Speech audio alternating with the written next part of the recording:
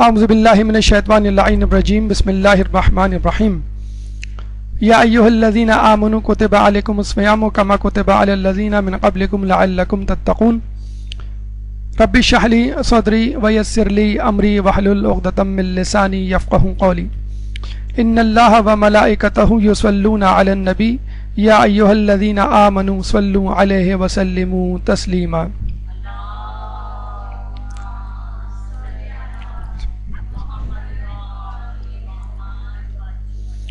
رمضان کی بابرکت ساعتیں ہمارے ساتھ ساتھ ہیں اور امید ہے کہ آپ تمام افراد رمضان کی برکتوں سے مستفید ہو رہے ہوں گے۔ رمضان جو کہ ماہ رمضان جو کہ اللہ تعالیٰ کا ایک خاص مہینہ ہے جو خود اس سے مخصوص ہے، جس میں بے بہا خزانے ہیں، بے شمار نعمتیں ہیں، لیکن ان نعمتوں سے، ان خزانوں سے وہی شخص فائدہ اٹھا سکتا ہے جو اس کی حقیقت سے آشنا ہو اور پوری طرح مستعد اور چاق و چوبند ہو، تیار ہو اللہ تعالیٰ کی نعمتوں سے بہرہ ہونے کے لیے۔ ہم نے سے پہلے آپ کو بتلایا کہ اسلام میں کوئی حکم ایسا نہیں، کوئی عبادت ایسی نہیں کہ جس کے ہشت پہلو نہ ہو، یعنی جس کے فوائد بے شمار نہ ہو، اور کوئی ایسی عبادت نہیں کہ جس میں نہ صرف انسان کا آخروی فائدہ بلکہ دنیاوی فائدہ بھی نہ ہو۔ چنانچہ روزے کے حوالے سے اگر ہم دیکھیں تو روزے سے حاصل ہونے والے فوائد کو ہم دو حصوں میں تقسیم کر سکتے ہیں۔ سب سے پہلے تو انفرادی اور اجتماعی فوائد میں، خود اس کے بعد انفرادی فوائد کو ہم کئی حصوں میں تقسیم کر سکتے ہیں، مثلا مادی فوائد اور روحانی فوائد۔ روحانی فوائد کے بارے میں گفتگو ہو چکی، اب آئیے ہم مادی فوائد کی طرف چلتے ہیں۔ مادی فوائد کو بھی آپ کئی فوائد میں تقسیم کر سکتے ہیں، مثلا ذہنی فوائد، جسمانی فوائد، طبی فوائد۔ ذہنی فوائد سے مراد یہ ہے کہ روزہ ہمیں کس طرح کی خود اعتمادی اور کس طرح کی تبدیلی ہماری شخصیت میں پیدا کرتا ہے، اور وہ تبدیلی کس طرح کیوں کر ہماری عملی زندگی میں کامیابی کا ایک پیغام لے کر آتی ہے، ایک خوشخبری لے کر آتی ہے۔ تو انشاءاللہ آج ان نکات پر، ان ثمرات پہ، ان فوائد پر گفتگو ہوگی کہ جو ہمیں روزے سے اس طرح حاصل ہوتے ہیں کہ وہ ہماری زندگی کو ایک کامیاب زندگی میں ڈھال دیتے ہیں۔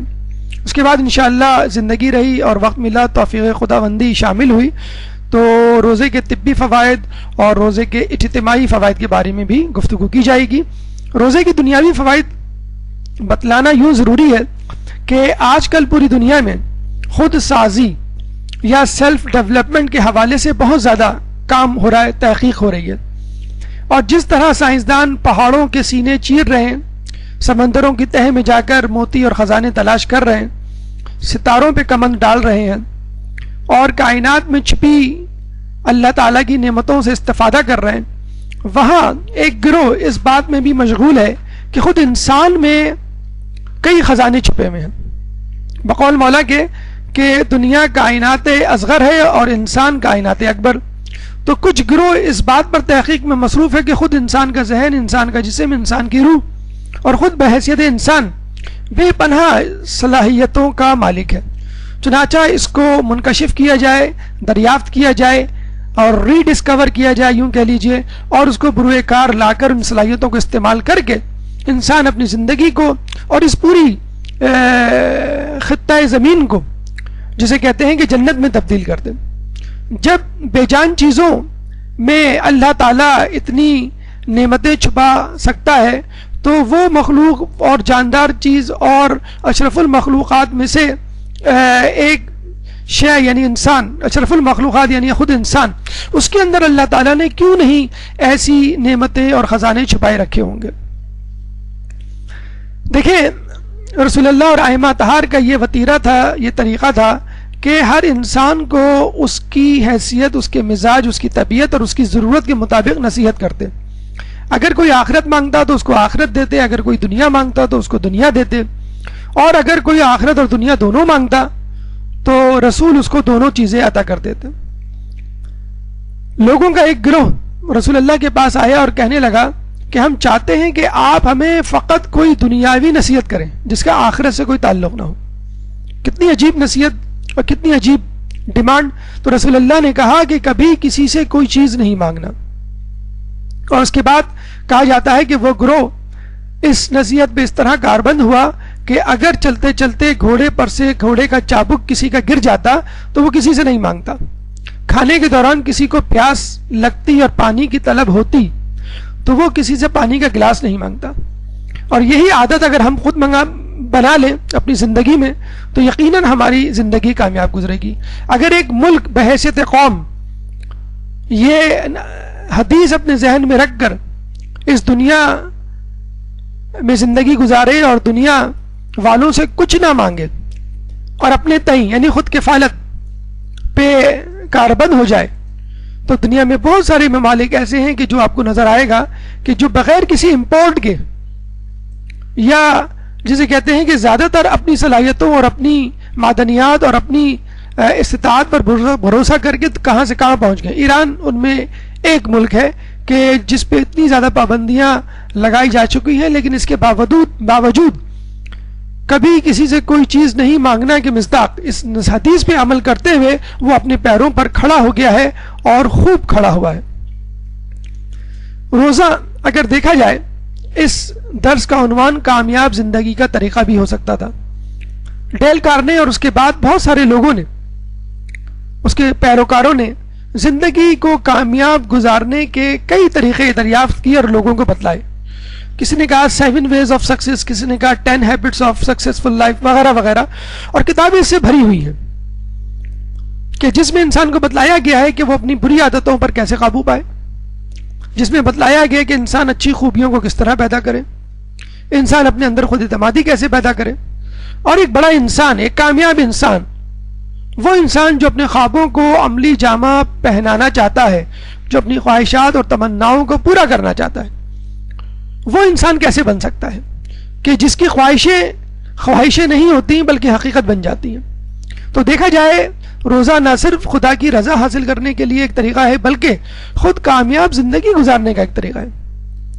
لیکن جس طرح کامیابی کا راستہ جو بظاہر بڑا سیدھا نظر آتا ہے لیکن حقیقت میں بڑا پیچیدہ ہوتا ہے, اسی طرح روزہ جو بظاہر بڑا سیدھا نظر آتا ہے کہ صبح سے لے کے شام تک کچھ نہ کھانے پینے کا نام روزہ, ایسا نہیں ہے. اس میں بڑی پیچیدگیاں ہیں. اس میں آپ کو بھوک پیاس سے گزرنا ہوگا, اس میں آپ کو گھر سے باہر بھی نکلنا ہوگا, دھوپ کی تمازت بھی برداشت کرنی ہوگی, ہو سکتا ہے لوگوں سے لڑائی جھگڑا کرتے ہوئے اپنے آپ کو صبر و تحمل میں جکڑنا ہوگا اور اپنے غصے کو قابو میں کرنا ہوگا, اپنی نیند کو خراب کرنا ہوگا اور بہت ساری باتیں جو آپ کی روٹین اور مزاج اور طبیعت کے خلاف وہ برداشت کرنی ہوگی. تو جس طرح کامیابی کا راستہ ایک سیدھا سادہ راستہ نہیں ہے, پیچیدہ راستہ ہے, آزمائش اور مشکلات سے بھرا ہوا راستہ ہے, اسی طرح روزہ بھی مشکلات سے بھرپور ایک راستہ ہے. لیکن تھوڑی سی ہمت اور جسے کہتے ہیں کہ خود اعتمادی اگر اپنے اندر پیدا کر لی جائے اور اس کی مشقت اور تمرین کر لی جائے اور تھوڑی سی توجہ دے لی جائے ان آیات اور روایات کی طرف کہ جس میں روزے کو کما حق کس طرح گزارنے کا طریقہ بتایا گیا ہے, تو انشاءاللہ روزے کے تمام تر فوائد سے ہم مستفید ہو سکتے ہیں. آئیے ہم آج کی گفتگو کے مراحل پہ ایک نظر ڈالتے ہیں. روزے سے حاصل ہونے والے دنیاوی فوائد, یعنی وہ فوائد جو آپ کی زندگی کو کامیاب بنا سکتے ہیں, آپ کے سامنے 10 کی تعداد میں, ہو سکتا ہے اس سے زیادہ ہو. سب سے پہلا فائدہ جو روزے سے حاصل ہوتا ہے صبر, جو خود ہماری عملی زندگی میں کامیابی کا پہلا قدم. روزے سے حاصل ہونے والا ایک پیغام جلد بازی سے پرہیز. تیسرا پیغام استقامت, جب صبر طویل ہو جائے تو استقامت میں تبدیل ہو جاتا ہے. چوتھا پیغام حلم, یعنی غصے سے دوری. دنیاوی فائدہ روزے کا پانچواں توجہ, اپنے امور پر یکسوئی کے ساتھ مرکوز ہو جانا. روزے کا چھٹا دنیاوی فائدہ فضولیات سے پرہیز, ایک ٹو دا پوائنٹ زندگی گزارنے کا عزم. روزے کا ساتواں دنیاوی فائدہ ٹائم مینجمنٹ, وقت کی قدردانی اور وقت کے ضیاع سے پرہیز. روزے کا آٹھواں دنیاوی فائدہ ترک عادات, بہترین وقت ہے اپنے آپ کو بری عادتوں سے کنارہ کش کرنے کا. روزے کا نواں فائدہ ذاتی انا پہ ضرب کیسے لگائی جائے اور حالات کے مطابق اپنے آپ کو کیسے ڈھالا جائے، روزے کا درس۔ 10واں فائدہ ایمرجنسی کے لیے اپنے آپ کو تیار رکھنا، یہ روزے کا ایک اہم سبق ہے۔ آئیے ایک ایک کر کے ہم تمام مراحل کی طرف رجوع کرتے ہیں۔ سب سے پہلا مرحلہ روزے کا پہلا دنیاوی فائدہ جو کہ آخروی فائدہ بھی ہے۔ یاد رکھ لیجئے جتنے فوائد آپ کو بتلائے جا رہے ہیں اس میں خدا کی رضا اور آخروی فائدہ بھی شامل ہے، لیکن دنیا کا فائدہ ضرور بالضرور شامل ہے۔ ایک درود پڑھ دیں محمد والے محمد میں۔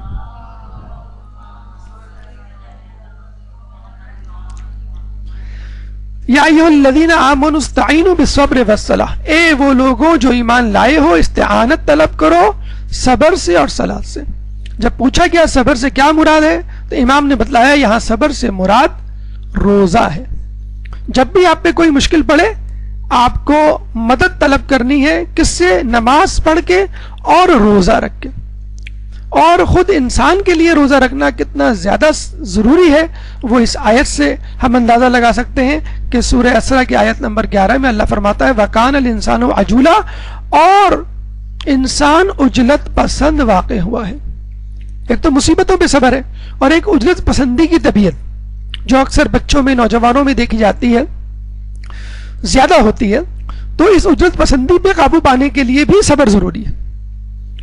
مولا فرماتے ہیں کہ صبر مصیبت ہی کی مقدار میں نازل ہوتا ہے، اور مصیبت کے وقت جس نے اپنے زانوں پر ہاتھ مارا اور اس کا عمل برباد ہو جاتا ہے، اس کا عمل برباد ہو جاتا ہے۔ یعنی اگر آپ نے کسی مصیبت میں بے صبری کا مظاہرہ کیا اور اپنی زبان سے کوئی ایسا لفظ شکوہ شکایت، اکثر ہمارے منہ سے نکلتا اف یہ کیا ہو گیا، او بھائی مر گئے، اور آج تو جسے کہتے ہیں کہ ہلاکت ہی ہلاکت ہے، اور یہ خدا نے ہمارے ساتھ کیا کر دیا، اور خدا نخواستہ خدا اور اس کی تقدیر کے خلاف بھی بہت ساری باتیں شکوے شکایت کے لہجے میں کے انداز سے ہماری زبان پہ آ جاتے ہیں۔ دیکھیں جو کچھ آپ کے ساتھ ہونا ہے تقدیر میں لکھا جا چکا ہے، وہ تو ہو کے رہے گا۔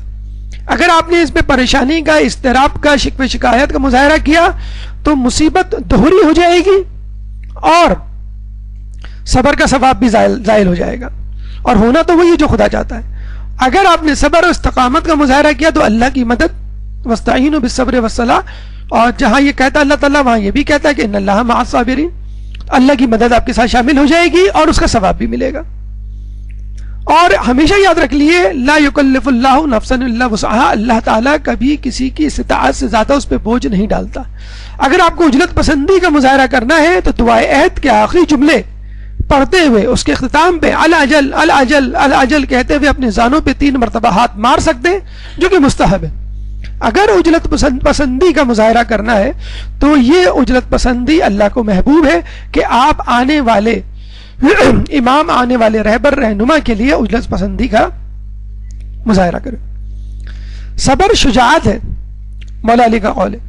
اچھا یہ ایک عجیب بات ہے اور یہ بڑی اچھی دلچسپ بحث بھی ہے، سوال بھی ہے کہ دیکھیں امام کے ظہور کے لیے سب دعائیں مانگتے ہیں اور سب کا یہ دعویٰ ہے کہ امام آئیں گے تو ہم ان کا ساتھ دیں گے۔ اب سوال یہ پیدا ہوتا ہے کہ ہمیں کیسے پتہ چلے گا کہ کون کتنا بہادر ہے اور امام کے ظہور پر وہ ان کا ساتھ دے گا، میدان چھوڑ کر نہیں بھاگے گا؟ تو علماء نے، بلکہ خود امام نے یہاں فیصلہ سنا دیا کہ اگر تمہیں یہ معلوم کرنا ہے کہ کون سا شخص بہادر ہے اور میدان چھوڑ کر بھاگنے والا نہیں، تو یہ دیکھو کہ وہ کتنا صابر ہے۔ عموماً شجاعت کو صبر کی ضد سمجھا گیا ہے۔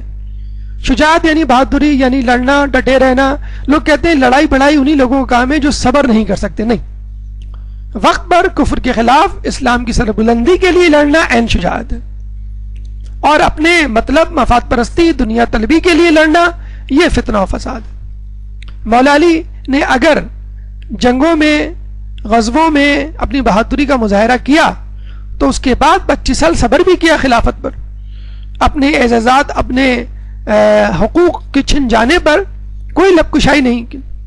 تو اب مولا نے یہ بتلا دیا کہ میری جو لڑائیاں تھیں، میری جو جنگیں تھیں، میری جو شجاعت تھی وہ ذاتی مفاد کے لیے نہیں تھی، اسلام کے لیے تھی۔ پہلے تلوار کو میان سے نکالنا ضروری تھا، اس میں اسلام کی بقا تھی۔ اب تلوار کو میان میں رکھنا اور زبان بندی کر لینا، اس میں مصلحت اور اسلام کی سربلندی ہے۔ یہ تو ایک دینوی حوالے سے صبر کی فضیلت ہو گئی. آئیے دیکھیں جو آج کل کا دور ہے, آج کل کا جو سب سے بڑا انسائکلوپیڈیا ہے ویکیپیڈیا, اس پہ صبر کی یا پیشنس کی کیا تعریف ہے. Patience is studies as decision making problem. صبر ایک مسئلے کو حل کرنے کا نام ہے. Involving the choice of either a small reward in short term or a more valuable reward in the long term. یعنی جب صبر کو ایک فیصلہ کن مرحلے کے طور پہ دیکھا گیا, تحقیق کی گئی, تو یہ حقیقت میں ایک چوائس ہے آپ کے لیے کہ یا تو آپ کسی مختصر چھوٹے فنا ہو جانے والے فائدے کی طرف چھلانگ لگا دیجئے, یا صبر و استقامت سے اپنی جگہ کھڑے رہیے اور انتظار کیجئے کہ کب آپ کو ایک بڑا فائدہ ملتا ہے. دنیا میں جو لوگ صبر کر رہے ہیں, آخرت کی بات نہیں, جو دنیا میں لوگ صبر کر رہے ہیں وہ بھی دیکھا جائے اس لیے صبر نہیں کر رہے کہ ان کو نقصان چاہیے یا ان کو فائدہ نہیں چاہیے, نہیں, وہ صبر کر رہے ہیں کہ کب مجھے مناسب وقت ملتا ہے اور کب میں زیادہ فائدہ اٹھا سکتا ہوں. تو اسلام بھی یہی کہتا ہے کہ تم دنیاوی چھوٹے چھوٹے فائدوں کی بجائے ایک بڑا فائدہ جنت کی صورت میں, خدا کی رضا کی صورت میں اپنے سامنے رکھو, اور یہ چھوٹے چھوٹے فائدے اگر نہ بھی ملیں تو کوئی بات نہیں, لیکن آفٹر افیکٹس, سائیڈ افیکٹ کے طور پہ تمہیں یہ بھی مل جائیں گے. دیکھیے ایک اسٹڈی کی گئی بندر پہ جس کا نام تھا مارموسیٹ, بڑا نایاب بندر ہے, اور اس کے ساتھ ایک اور بندر, اس کی ساتھی, اس کا اسی کی نسل کا یا اسی کے خاندان سے تحقیق کی گئی جس کا نام تھا ٹیمارن, اور دونوں کو مختلف قسم کے ٹاسک دے دیے گئے, ایکٹیویٹیز دے دی گئی.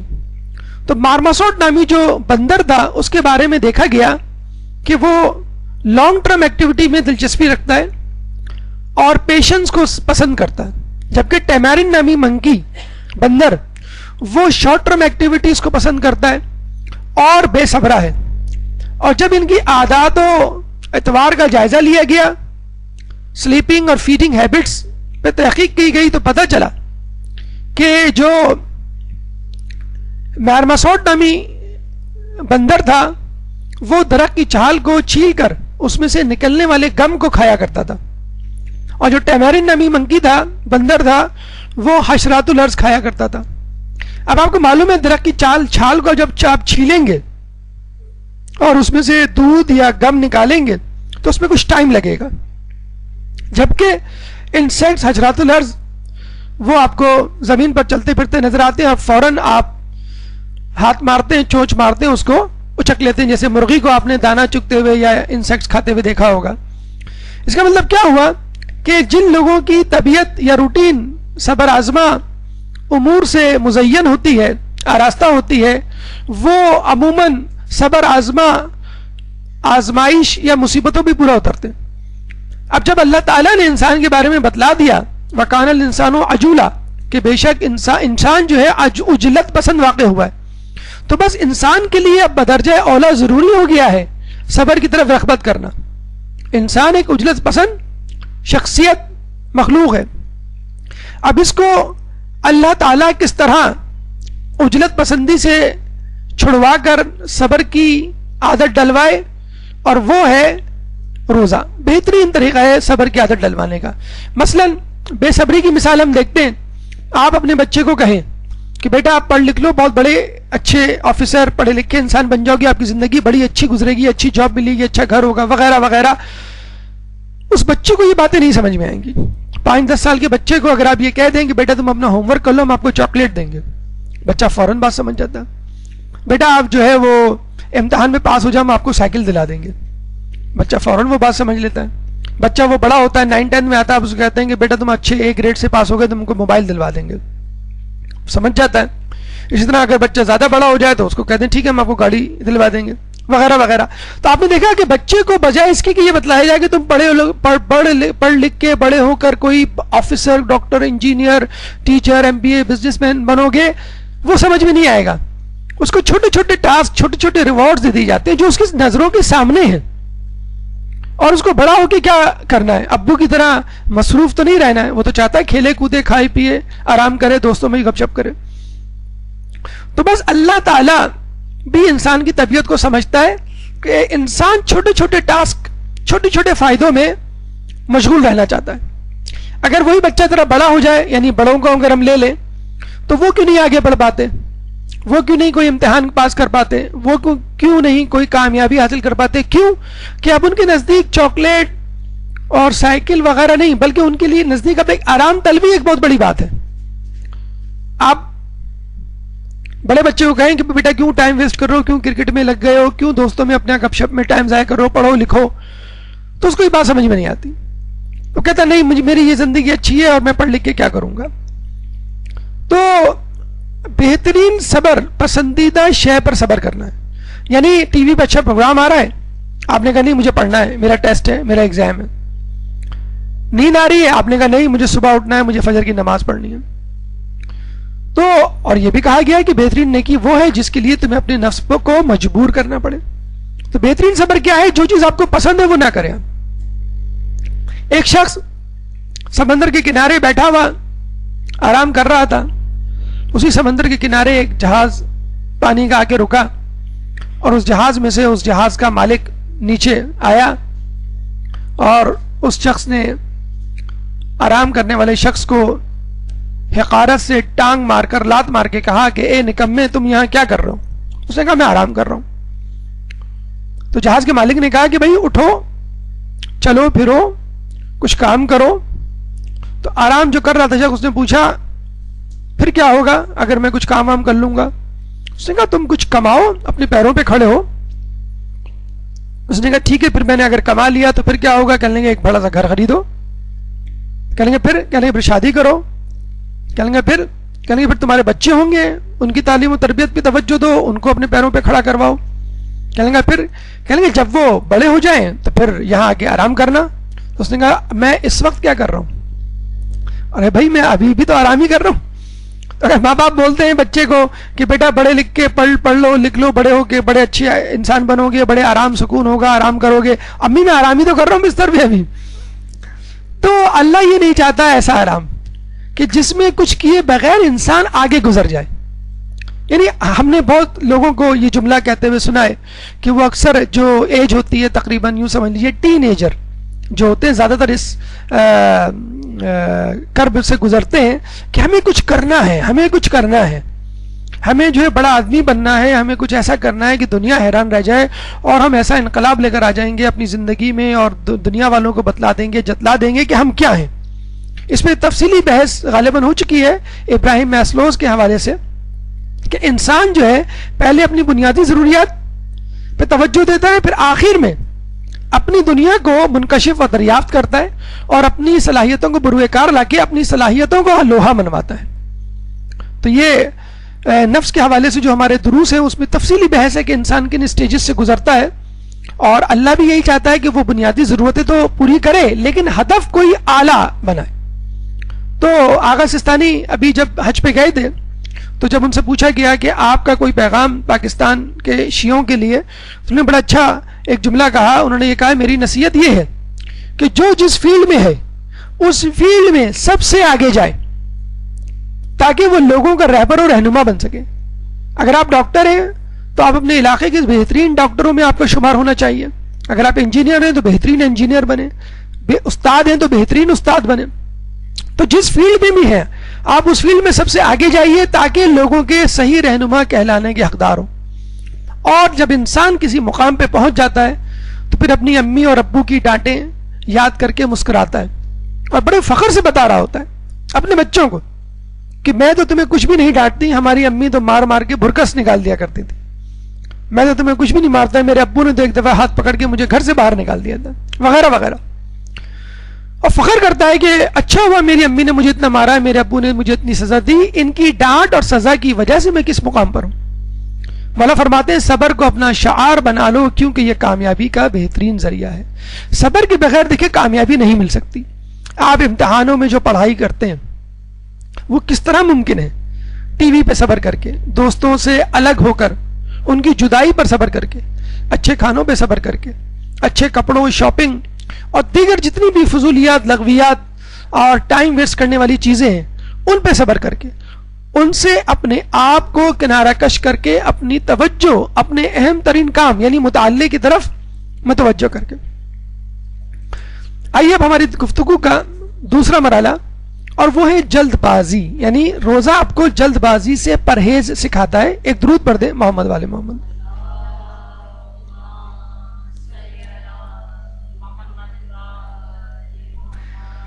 جس طرح بتایا گیا ہے کہ انسان عجلت پسند واقع ہوا ہے، وَكَانَ الْإِنسَانُ عَجُولًا. دیکھیں، ایک تو ہوتا ہے وہ صبر جو کسی تکلیف اور مصیبت پر کیا جاتا ہے، ایک ہوتا ہے وہ صبر جو گناہوں پر کیا جاتا ہے یعنی گناہ نہ کرے، اور ایک وہ صبر ہوتا ہے جو انسان نیکی پہ کرتا ہے یعنی مسلسل روزے رکھنا، مسلسل نمازیں پڑھنا. ایک ہوتی ہے جلد بازی. ان تینوں میں سے کوئی بھی چیز آپ کے ساتھ نہیں ہوتی. نہ نیکی کرنا درپیش ہے، نہ کوئی گناہ کرنا، اور نہ ہی کوئی مصیبت. بس آپ کی طبیعت میں ایک بے چینی، اضطراب اور جلدی ہوتی ہے کہ میں یہ لے لوں، میں یہ کھا لوں، میں یہ کر لوں، میں یہاں چلا جاؤں، میں یہاں آ جاؤں، وغیرہ وغیرہ. اس جلد بازی کو روکنے کا نام روزہ ہے. روزہ آپ کو یہی سکھاتا ہے کہ اپنی طبیعت میں اضطراب نہیں، اطمینان پیدا کرو. یہی جلد بازی اصحاب نوح کو لے ڈوبی. نوح علیہ السلام نے جو 900 سال عبادت کی، ان 900 سالوں میں فقط 240 افراد ان پر ایمان لائے. اور جب دوسرے لوگوں کا جو کہ کثیر تعداد میں تھے ان پر ظلم بڑھ گیا تو آپ کے اصحاب آپ کے پاس آئے اور کہنے لگے کہ اللہ سے دعا کیجیے، ہمارے لیے نجات کا کوئی راستہ تلاش کرے. نوح علیہ السلام نے دعا کی تو اللہ نے کہا کہ ان کو کہو کہ 1 سال اور ٹھہر جائیں اور اس دوران کھجور کے درخت لگائیں اور کھجور لے کر تمہارے پاس آئیں. یعنی ایک تصدیق کہ ہم نے 1 سال گزار لیا. اب یہ 900 سال صبر کرنے والے افراد میں سے کچھ افراد یعنی 240 میں سے 80 اس بات پر بھپر گئے، غصے میں آ گئے کہ ہم نے 900 سال صبر کیا، اب ہم مزید 1 سال صبر نہیں کر سکتے. دیکھیں کہاں 900 سال کا صبر اور کہاں 1 سال. بھوک لگتی ہے نا بچے کو، امی جلدی سے کھانا دے دیں، بیٹا 5 منٹ ذرا چاول گل جائے ابھی میں دیتی ہوں. نہیں ماں بالکل صبر نہیں، بس ایسے ہی کچے دے دیں. اب کچے جب آپ دیتی ہیں تو کیسا منہ بنتا ہے ان کا. آلو نہیں گلے ہوئے ہوتے، چاول نہیں گلے ہوتے تھے، اس لیے کیوں آپ نے امی کی جان کھا کر دیگچی کو بغیر پکے اتروا لیا. اب آپ کھائیں کچے کا آلو اور کچے چاول. تو 80 افراد الگ ہو گئے. اب یہ 160 افراد کھجورے اگا کر لے کر نوح علیہ السلام کے پاس آئے اور کہا کہ اب آپ دعا کیجئے. نوح علیہ السلام نے دعا کی. اللہ نے کہا کہ ان کو کہو کہ 1 سال اور انتظار کریں. اچھا اللہ چاہتا تو کہہ دیتا اکٹھا 2 سال انتظار کرو، 1 سال. نعوذ باللہ لوگوں نے کہا کہ کیا آپ نے مذاق بنا رکھا ہے آپ کے اور آپ کے خدا نے؟ 900 سال ہم نے انتظار کیا، پھر 1 سال کہا، اب آپ کہہ رہے ہیں پھر 1 سال. اب یہ ہو سکتا ہے 900 سال میں تبدیل ہو جائیں وغیرہ وغیرہ. ہم تم کو اور تمہارے خدا کو نہیں مانتے. فقط 1 سال ان کو انتظار کرنا تھا. اس کی جلد بازی نے ان کو ڈبو دیا اور وہ گمراہ لوگوں میں شامل ہو گئے. 80 افراد رہ گئے، 1/3 1 تہائی. یہ لوگ گئے کھجور اگائے، کھجور لے کے نوح علیہ السلام کے پاس آئے. نوح علیہ السلام نے دعا کی. پھر اللہ نے کہا کہ ہاں کشتی بناؤ، میں بارش و سیلاب و طوفان بھیجوں گا، لیکن تمہارے لوگ جو کشتی میں سوار ہوں گے وہ بچ جائیں گے. اب وہ افراد جو نوح علیہ السلام کو چھوڑ کے گئے ان کی بات کر رہے ہیں جو نوح علیہ السلام پر ایمان لا چکے تھے. فقط 1 سال اور 2 سال کی بے صبری نے ان کو غرق کر دیا گمراہی میں. دنیا سے بھی گئے، 1 سال کا انجوائمنٹ، 1 سال کی فرصت، 1 سال کی تفریح، 1 سال کی عیاشی، 1 سال کی جسے کہتے ہیں کہ عیش پسندی ان کو ملی 1 یا 2 سال کی. اس کے بعد دنیا میں بھی اختتام ہو گیا ان کا، موت آ گئی، خدا کے عذاب نے لے لیا اور آخرت میں تو عذاب میں لے گئی. اسی قسم کی جلد بازی ہمیں اصحاب موسیٰ کے پاس ملتی ہے کہ موسیٰ علیہ السلام نے کہا کہ میں 30 دن اللہ نے مجھے بلایا ہے، اور اس کا ذکر قرآن میں بھی ہے کہ میں 30 دن کے لیے کوہ طور پہ جا رہا ہوں، اس کے بعد تمہارے لوگوں کے لیے کتاب لے کر آؤں گا، یعنی خوشخبری نوید لے کر آؤں گا.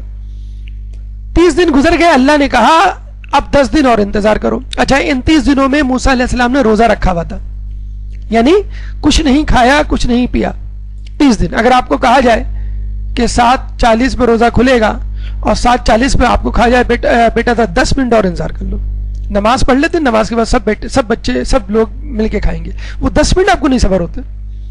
چاہے جائے کہ آپ کو کہا جائے کہ 10 دن صبر کر لو، لیکن موسیٰ علیہ السلام نے کیا صبر. اور ادھر کیا ہوا؟ 31 دن 32 33 34 35 دن گزر گئے، لوگوں نے کر لیا صبر. سامری جو کہ موسیٰ علیہ السلام کے خاندان سے تھا، یعنی یعقوب علیہ السلام کی نسل سے تھا، وہ حسد میں مبتلا تھا کہ مجھے پیغمبری کیوں نہ ملی، اور اگر نہیں ملی تو کم از کم موسیٰ کی جانشینی ملنی چاہیے تھی. موسیٰ نے جاتے ہوئے ہارون کو، اپنے بھائی کو خلافت سونپ دی. دیکھیں خلافت کا جھگڑا بہت پرانا ہے، یاد رکھ لیجئے. چنانچہ اس نے کیا کہا؟ لوگوں کو بلایا، اپنے گرد جمع کیا اور کہا کہ موسیٰ علیہ السلام ڈر کے بھاگ گئے، یہ نبی نہیں ہے، یہ تم کو بیوقوف بنا گئے، یہ کوئی خدا سے نہیں ملنے گئے، ان کا کوئی خدا سے رابطہ نہیں ہے. میں بتاتا ہوں تم کو کہ خدا سے رابطہ کس کا ہے. تم وہ سارا سونا جمع کرو جو تم اپنے ساتھ لے کر آئے تھے فرعون کے چنگل سے بچ کر بھاگتے ہوئے. سب نے سونا جمع کیا، اس کو پگھلایا گیا، بچڑا بنایا گیا. اب سامری نے بچڑا بننے کے بعد جبرائیل علیہ السلام کے قدموں سے مسک کی ہوئی مٹی کو بچڑے کے منہ میں ڈال دیا. کون سی مٹی؟ جب یہ دریائے نیل پار کر رہے تھے تو جبرائیل آگے آگے تھے، ان کے قدموں سے جو بھی مٹی ٹکراتی مس ہوتی، یہ سامری اس مٹی کو اٹھا کے اپنی جیب میں رکھ لیتا. تو جبرائیل علیہ السلام کے قدموں سے مس کی ہوئی مٹی میں اتنی تاثیر ہو سکتی ہے تو خاک شفا میں کیوں نہیں تاثیر ہو سکتی؟ تو جب مٹی کو بچڑے کے منہ میں ڈالا گیا تو وہ بچڑا بولنے لگا. ارے لوگوں نے کہا تم نے اس میں جان ڈال دی، تو بس اب تمہارا تعلق ہے خدا سے، اور موسیٰ کا خدا سے کوئی تعلق نہیں، اور ہمارا بھی موسیٰ سے کوئی تعلق نہیں. اور 30ویں دن انہوں نے بچڑے کو خدا بنا لیا. فقط 2 دن بعد موسیٰ علیہ السلام آ گئے اور لوگوں کو پتہ چل گیا کہ یار ہم نے تو بہت بڑی بیوقوفی کی. اب آپ بتلائیے فقط 2 دن کا بے صبرا پن تھا، یا 10 دن کہہ لیجئے. 6 لاکھ میں سے 5,50,000 افراد گمراہ ہو گئے اور موسیٰ علیہ السلام کے خدا کو چھوڑ کر بچڑے کو خدا بنا ڈالا. یہ عجلت پسندی انسان کی فطرت میں بہت پہلے سے. ہشام نامی بنو امیہ کا بادشاہ تھا، جس کے بارے میں کہا جاتا ہے کہ بہت زیادہ پیٹو تھا اور اس کو صبر نہیں ہوتا تھا کھانے پہ، اپنی بھوک پہ. ایک دفعہ حمام میں نہانے کے لیے گیا، کہنے لگا کہ مجھے بھوک لگی ہے، میرے لیے کھانے کا بندوبست کرو. لوگوں نے کہا آپ پہلے نہا لیں، نہانے کے بعد کھا لیے گا. کہیں گے نہیں مجھے ابھی چاہیے. اچھا ہمارے گھر میں بھی اس قسم کے ڈرامے ہوتے ہیں، بیٹا پہلے ہاتھ منہ دھو لو، پہلے نہا لو، پہلے کپڑے چینج کر لو، یونیفارم تبدیل کر لو. نہیں امی مجھے ابھی چاہیے. کیا پکائے؟ دال پکی. اچھا ٹھیک ہے پھر میں نہا کے آتا ہوں. تو پھر نہا کے کہتے ہیں مجھے بھوک نہیں ہے، میں شام کو کھا لوں گا. تو ہشام نے کہا مجھے ابھی اسی وقت کھانا چاہیے. لوگوں نے کہا بھئی آپ نہا لیجئے، نہانے کے بعد سکون سے محل میں جا کے کہیں گے نہیں مجھے اسی وقت اسی جگہ کھانا لا کے دو. تو بکرے ذبح کیے گئے، فوراً بکرے کی کلیجی نکال کے اس کو بھونا گیا اور سیخوں میں لگا کر اس کو دیا گیا. ہمارے یہاں بھی بقرعید میں جو کلیجی بنتی ہے وہ ہشام کی سنت پہ نہیں بنتی، بلکہ اس لیے بنتی ہے کہ وہ جلدی پک جاتی ہے. تو اب وہ کباب یا بھنی ہوئی کلیجی اتنی گرم تھی اور وہ پیٹو تھا، جلد باز تھا، اس کو کھانے کی جلدی تھی، اور وہ ہاتھ لگائے تو اس کا ہاتھ جل جائے. تو اس زمانے میں بادشاہوں کی جو آستینیں تھیں وہ بڑی چوڑی ہوا کرتی تھیں، جن کو آج کل بیل سلیوز کہا جاتا ہے. ابھی کچھ دنوں پہلے اس کا فیشن بھی تھا. تو ان بیل سلیوز سے اس نے جو ہے وہ سیخ پکڑی اور سیخ میں سے کلیجی نکال کے کھانا شروع کیا. عمر بن عبدالعزیز نے ایک عجائب گھر بنایا تھا جس میں اپنے آباء و اجداد کے لباس نوادرات جمع کر کے رکھے تھے، وقتاً فوقتاً ان کا دورہ کیا کرتا تھا. جب ہشام کی قمیض میں نظر پڑی تو کہا کہ یہ دھبے کیسے ہیں؟ تو بتایا گیا کہ آپ کے جد جو ہے کھانے پینے کے بڑے شوقین تھے اور جلد باز بھی تھے، اور یہ وہ گھی کے نشان ہیں جو وہ سیخوں سے کباب اتارتے ہوئے اپنے کپڑوں پر لگا لیا کرتے تھے. ہمارے یہاں بھی یہی ہوتا ہے، کسی آپ اچھے ریسٹورنٹ اسپیشلی چائنیز میں جائیں تو فوراً ویٹر آ کے آپ کو کہتا ہے کہ آرڈر پلیس کرنے میں 20 منٹ لگیں گے، 20 منٹس ویٹنگ اور ڈائننگ. اب آپ پریشان کہ بھئی 20 منٹ میں تو میں کھانا کھا کے گھر چلا جاؤں. تو اس قسم کی جسے کہتے ہیں کہ تاخیر جو ہے وہ امریکنز کو برداشت نہیں ہوتی.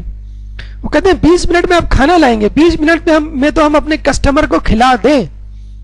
تو جب بھی آپ کے KFC، میکڈونلڈ اور برگر ٹائم وغیرہ جیسے ریسٹورنٹس میں آپ جائیں گے جن کو فاسٹ فوڈ ریسٹورنٹ کہا جاتا ہے، تو جاتے ہی آپ کو کھانا مل جائے گا. کھانا پکانے کی ضرورت ہی نہیں ہے، کھانا آپ کے سامنے نکل کے گر رہا ہوتا ہے. فرینچ فرائز اور پروسٹ اور برگر، بہرحال یہ وقت تو نہیں ہے ان باتوں کا. تو وہ آپ کو تھما دیا جاتا ہے اور آپ فوراً 20 منٹ میں ہڑپ کر لیں. اور ویسے بھی آج کل کے دور میں جب انسان فرض کر لیجئے آفس سے نکلا ہے لنچ ٹائم کے لیے, اگر وہ 20 منٹ انتظار کرے گا, 20 منٹ کھائے گا, 20 منٹ ڈکار لے کے ہضم کرے گا, تو وہ آفس کا کام کب کرے گا؟ تو کچھ لوگ تو ہاتھ میں لے کے فٹ پاتھ پہ چلتے ہوئے کھا لیتے ہیں, وہ 20 منٹ بھی نہیں ضائع کرتے. اور 20 سے زیادہ ہے کہ ہمارے ایک 20-20 ہوا کرتا ہے. پہلے زمانے میں 5 ڈیز کا ون ڈے ہوا, 5 ڈیز کا ون ڈے نہیں, سوری 5 ڈیز کا ٹیسٹ میچ ہوتا تھا جس پہ ہٹلر نے پابندی لگائی تھی. وہ 5 دن روزانہ پابندی کے ساتھ آتا تھا میچ دیکھنے. 5واں دن ختم ہوا تو اس نے کہا کیا ہوا, کون جیتا؟ لوگوں نے کہا کہ میچ ڈرا ہو گیا. اس نے کہا لانا تو ایسے کھیل پہ پابندی لگا دو. تو جرمنز نے پابندی لگا دی اور اب ماشاءاللہ فٹ بال کھیل رہے ہیں اور ایسا کھیل رہے ہیں کہ فائنل میں پہنچ گئے. دیکھیے اتوار کو کیا کرتے ہیں وہ. تو 2020 پھر ون ڈے آیا. ون ڈے میں بھی ظاہر بات ہے پورا دن لگ جاتا تھا, کس کے پاس اتنا وقت ہے کہ صبح سے لے کے شام تک ٹی وی پہ. اب انہوں نے 2020 یعنی تقریباً 2 گھنٹے میں, اب دیکھیے وہ 2 گھنٹے 1 گھنٹے میں کب تبدیل ہوتے ہیں. تو انسان عجلت پسند ہے. نیا نیا ماڈل, ہر موبائل کا ہر مہینے 2 مہینے بعد کوئی نیا ماڈل. 10-12 کمپنیز ہیں. اگر ہر کمپنی ہر سال ایک ماڈل نکالے تو یوں سمجھ لیجیے مارکیٹ میں ہر مہینے ایک نیا ماڈل موبائل کا تیار ہوتا ہے. آپ موبائل لیتے نہیں ہیں چند مہینے بعد بلکہ چند ہفتوں بعد ایک نیا موبائل نئے فنکشنز کے ساتھ موجود ہوتا ہے. آپ پریشان ہو جاتے تھے میں کیا کروں, اس میں زیادہ فنکشنز ہیں, میرے والے میں کم فنکشنز ہیں. تو آپ جلد بازی میں اپنا موبائل بیچتے ہیں, دوسرا موبائل خریدتے ہیں. اور یہ چیز, یہ سائیکل ہر جگہ ہے. فیشن, ایک فیشن آ رہا ہے ایک فیشن جا رہا ہے, اور جو فیشن پرانا ہو گیا پتہ نہیں وہ دادی کے زمانے کا فیشن ہو گیا ہے, اب وہ دوبارہ نہیں آئے گا, مجھے نیا. تو کتنے جوڑے آپ کے وارڈروب میں آپ دیکھیں آدھے سے زیادہ ایسے پڑے ہوں گے جو آپ کے کسی استعمال کے نہیں. تو اجلت پسندی نے انسان کو ہر جگہ پریشان کیا ہوا ہے. تعلیم کے لیے نکلیں تو لوگ کہتے ہیں کوئی شارٹ کٹ بتائیے, ہمیں روزانہ نہیں آنا, ہمیں 2 دن آنا ہے, ہمیں 2 دن نہیں آنا, ہمیں 1 دن آنا ہے مدرسے, ہمیں ڈگری نہیں چاہیے, ہمیں ڈپلوما چاہیے. کوئی مختصر کورس بتلا دیے جو دنوں ہفتوں میں ختم ہو جائے. علم کے لیے تو بہرحال ہے کہ اس میں ایک طویل المدت میعاد منصوبہ بندی اور طویل عمر چاہیے اس کو حاصل کرنے کی. علم کا کوئی شارٹ کٹ نہیں ہے. تو توسل اہل بیت, تو ڈپلوما چاہیے, ہمیں ڈگری نہیں چاہیے. کوئی ایسی چیز, کوئی ایسا کام جو کم وقت میں زیادہ آؤٹ پٹ دے دے. اور جب سے کمپیوٹر وجود میں آیا ہے آپ کے لیے یہ بھی ناممکن ہو گیا ہے کہ آپ اٹھیں, شیلف کھولیں, تفسیر نمونہ کی جلد نمبر 15 صفحہ نمبر 365 کھول کے مطلوبہ آیت اور تفسیر تلاش کریں. آپ اسی کمپیوٹر کی اسکرین پر 14 انچ کی اسکرین پہ اپنا ماؤس گھماتے ہیں اور 2-4 کلکس میں وہ آیت وہ تفسیر آپ کے سامنے ہوتی ہے. تو یہ کمپیوٹر کے دور کے انسان کی ایک الگ بے چینی ہے کہ وہ ہر چیز ایک کلک پہ جاتا ہے. مطلب وہ چاہتا ہے کہ امی آئیں اور امی کو میں ایک انگلی سے کلک کروں اور امی جو ہے میرے سامنے جسے کہتے ہیں کھانا رکھ دے. امی جو ہے وہ ابو کو کلک کریں اور فوراً جو ہے وہ ان کے عید کا جوڑا جو ہے وہ ان کے سامنے لا کے رکھ دے. تو یہ سب کلک پہ جو ہے وہ چاہ رہے ہیں کہ ہمارے کام ہو جائیں. اور یہ کچھ سائنسی ایجادات کا بھی. اب وہ کمپیوٹر چھوڑیں, اب آپ کے ہاتھ میں موبائل ہے, 3G 4G اور اب جو ہے 5G کی بحث ہو رہی ہے کہ 2020 میں آئے گا کہ 2015 میں آئے گا. تو آج کا انسان فاسٹ ٹریک کا انسان ہے. ہر چیز وہ چاہتا ہے کہ جلدی ہو جائے, ہر چیز جو ہے وہ مختصر ہو جائے, ہر چیز جو ہے وہ اس کے سامنے آ جائے.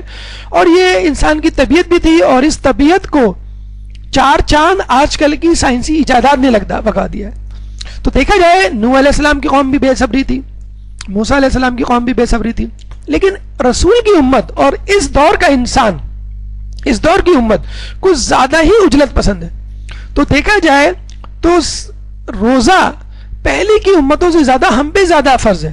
بدرجہ اولا اگر فرض ہے تو مستحب روزوں کی طرف رجوع کیجیے اور روزے کو مسلسل جاری رکھیے. جو آپ کی طبیعت میں آج کل کے کمپیوٹر دور نے جو ہیجان پسندی رکھ دی ہے, اس اضطراب کو, اس ہیجان پسندی کو دور کرنے کے لیے, اپنی طبیعت میں سکون لانے کے لیے روزے کو رکھیے. اور اس کا فائدہ کیا ہے؟ یا ایھا الذین آمنوا استعینوا بالصبر والصلاۃ ان اللہ مع الصابرین, کہ صبر جو کرے گا اللہ تعالیٰ اس کے ساتھ ہوگا, نماز پڑھنے والوں کے ساتھ نہیں, دیگر عبادات والوں کے ساتھ نہیں. خصوصی طور پہ جو تذکرہ ہے ان لوگوں کے ساتھ. کیوں کہ اللہ خود صبر کر رہا ہے لوگوں کے گناہوں پر, لوگوں کی نافرمانی پر. ہم تو فقط 60-70 سال کی زندگی پہ صبر کر رہے ہیں. اللہ آدم علیہ السلام سے لے کر قیامت آنے تک صبر کرے گا ہماری نافرمانی اور بے صبری پہ. تو اللہ چاہتا ہے کہ اس کی طرح صبر کا مظاہرہ کریں، اور اس صبر کو جس طرح روزے سے پیدا کیا جا سکتا ہے اس طرح کسی اور عبادت سے نہیں. مشقت کے بارے میں کہا جاتا ہے وہ حج سے، زحمت حج والی عبادت سے برداشت کرنے کی صلاحیت زحمت کو وہ حج سے پیدا ہوتی ہے، اور صبر جو ہے وہ روزے سے پیدا ہوتا ہے. تیسرا مرحلہ، تیسرا دنیاوی فائدہ جو صبر کرنے روزہ رکھنے سے ہم کو ملتا ہے وہ ہے استقامت. ایک درود پڑھ دے محمد والے محمد میں.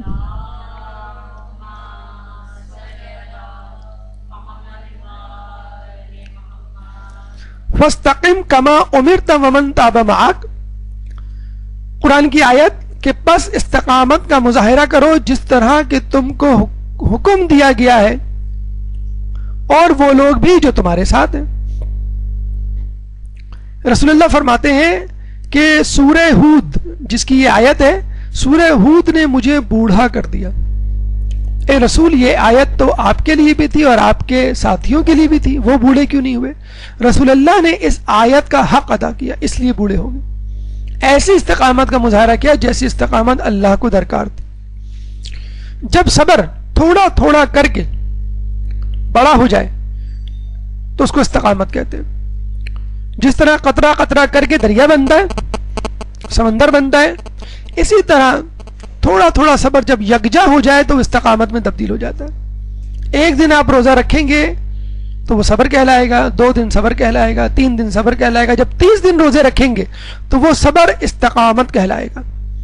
مستقل طور پہ اپنی بات پر جمے رہنا، حوادث زمانہ کا مقابلہ کرنا اور تکلیف و آزمائش پر کسی بھی قسم کی چوں و چرا کیے بغیر اللہ کی اطاعت کرنا. خود نوح علیہ السلام کا استقلال اور استقامت آپ کے سامنے. 900 سال تو فقط ان کی تبلیغ تھی، 2500 سال انہوں نے عمر پائی ہے. جس طرح رسول نے 40ویں سال اپنی رسالت کا اعلان کیا، یعنی رسالت کا کام آدھی سے زیادہ زندگی میں نہیں کیا، آدھی سے کم زندگی میں کیا. 63 سال کی زندگی میں 23 سال فقط رسالت کا کام انجام دیا. لیکن اس سے پہلے بہرحال اللہ تعالیٰ لوگوں کے سامنے ایک رول ماڈل کے طور پہ پیش تو کر رہا تھا. محنت تو اس میں بھی تھی، یہ نہیں تھی کہ رسالت سے پہلے محنت نہیں کرتے تھے، بلکہ تو وہ زیادہ محنت کرتے تھے. دیکھا جائے عبادت زیادہ کیا کرتے تھے غار ہرا میں. جب رسالت کا اعلان کیا تو غار ہرا سے باہر آ کے لوگوں کے درمیان آ گئے. تو نوح علیہ السلام نے 2500 سال زندگی گزاری اور اس میں استقلال کا مظاہرہ کیا. خود امام زمانہ جو اس وقت غیبت میں ہے، کیا استقامت اور استقلال کا مظاہرہ نہیں کر رہے؟ کیا ہمارے گناہوں پر پردہ پوشی نہیں کر رہے؟ کیا ہم سے عفو درگزر سے کام نہیں لے رہے؟ کیا ان لوگوں کو سزا دینے سے نہیں رکے ہوئے کہ جو ان کی دوری کا سبب بن رہے ہیں یا ان کے ظہور میں تاخیر کا سبب بن رہے ہیں؟ امام اس وقت آئیں گے جب ان کو وہ لوگ مل جائیں گے جو واقعی ان کی مدد کا حق ادا کرنے کا جذبہ رکھتے ہیں. تو خود امام اس استقلال اور صبر اور استقامت کا مظاہرہ کر رہے ہیں. امیر تیمور جو ایک بہت بڑا بادشاہ گزرا ہے، کہتے ہیں ایک جنگ میں اس کو شکست ہوئی اور یہ جنگ کے میدان سے بھاگ گیا اور دور افتاد ایک غار میں پناہ لی. وہاں بیٹھا تھکا ہوا تھا، سو گیا. جب سو کے اٹھا تو دیکھا سامنے چونٹی دیوار پہ چڑھ رہی ہے ایک بوجھ لے کر، غذا کا ٹکڑا لے کر. ایک مرتبہ چڑھی پھر گر گئی، دوسری مرتبہ چڑھی پھر گر گئی. اسی طرح 10 20 67 مرتبہ 67 ٹائمز 67 مرتبہ وہ چڑھی اور گری، 68ویں مرتبہ کامیاب ہوئی. تیمور نے جب یہ دیکھا تو کہا کہ جب ایک چونٹی 67 مرتبہ کوشش کر سکتی ہے اپنی کامیابی کو حاصل کرنے کے لیے، میں تو فقط ایک جنگ ہارا ہوں، میں کیوں نہیں کوشش کر سکتا؟ اور پھر دوبارہ ہتھیار سے لیس ہو کر ایک نئے جذبے کے ساتھ میدان جنگ میں گیا اور پھر فتوحات کا نہ رکنے والا سلسلہ شروع ہو گیا. اگر آپ کو استقامت کسی سے نہیں سیکھنی تو کم از کم شیطان سے سیکھ لیجئے. مسلسل آدم علیہ السلام کے زمانے سے لگا ہوا ہے، وداؤٹ اینی بریک. پورے سال میں 1 مہینے کی سالانہ چھٹیاں اس کو ملتی ہیں، وہ بھی تعاون و کرہن لیتا ہے. اس کا جی نہیں چاہتا، ہمارا بہت جی چاہتا ہے اللہ ہمیں چھٹیاں دے دے، 2 مہینے کی چھٹی دے دے، عید کی چھٹی دے دے، ونٹر ویکیشن دے دے, اللہ کہتے بس اب ٹھیک ہے عبادت معاف, کتنے خوش ہو جائیں گے, ہم خوشی سے بے ہوش ہو جائیں گے. اپنی تکلیف بتلا دیجئے عالم دین کو اور وہ کہتے نہیں آپ کو روزے کی ضرورت نہیں, کتنے خوش ہوں گے آپ. شیطان خوشی خوشی نہیں گیا, اس کو جکڑا گیا ہے. تو کم از کم شیطان سے آپ مدد لیجئے, شیطان سے نصیحت کیجئے. وہ اپنے کاموں میں مسلسل لگا ہوا ہے اور اس کو معلوم ہے آخرت میں مجھے ناکامی کا منہ دیکھنا ہے اور جہنم میں جلنا ہے. اور یہ کیسا مومن ہے کہ اس کو یقین ہی نہیں ہے کہ مجھے جنت ملے گی. اگر یقین ہوتا تو کیا وہ صبر و استقلال کا مظاہرہ نہیں کرتا؟ ضرور کرتا. ہمارے صبر و استقامت میں جو فقدان ہے, جو کمی ہے, وہ اسی لیے ہے کہ ہمارا خدا پہ اور خدا کے انعام پہ جو بھروسہ ہے, وعدہ ہے, جو یقین ہے, وہ کم ہے.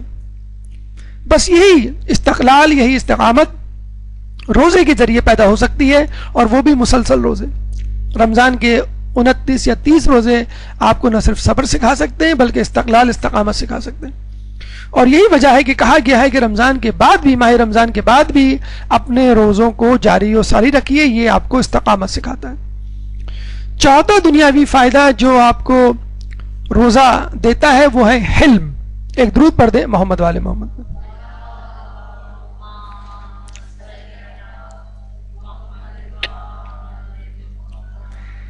الذين ينفقون في السراء والضراء والكاظمين الغيظ والعافين عن الناس والله يحب المحسنين.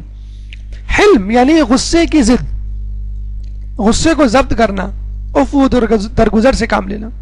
ان کی تعریف کرتے ہوئے اللہ فرماتا ہے کہ یہ وہ لوگ ہیں کہ جو اللہ کی راہ میں انفاق کرتے ہیں, چاہے تنگ دست ہو چاہے خوشحال, اور اپنے غصے کو ضبط کرتے ہیں اور لوگوں سے درگزر سے پیش آتے ہیں.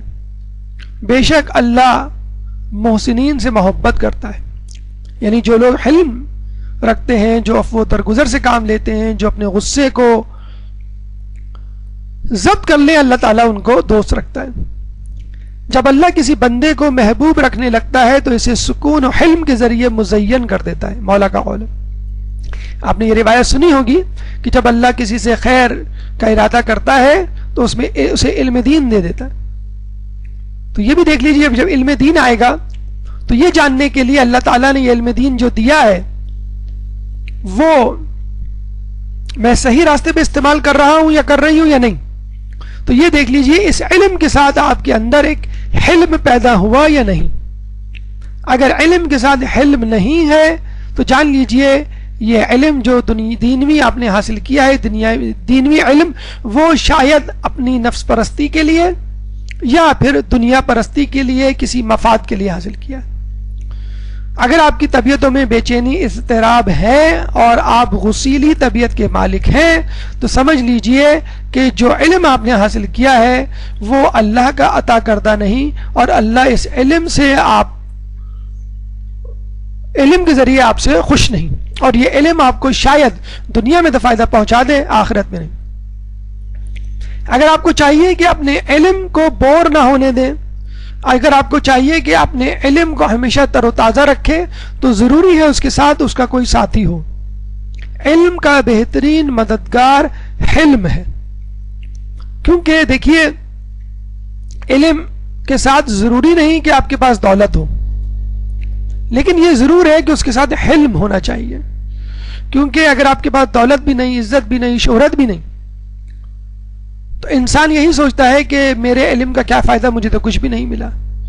لیکن اگر آپ اس علم کے ساتھ غصے کو برداشت کرنے کی صلاحیت رکھتے ہیں, توازن انکساری کا مظاہرہ کرتے ہیں اور لوگوں کو معاف کر دیتے ہیں, تو پھر آپ کا یہ علم وہی علم ہے جو اللہ نے دیا ہے اور اللہ اس سے راضی ہے. ہمارے چھٹے امام, امام جعفر صادق علیہ السلام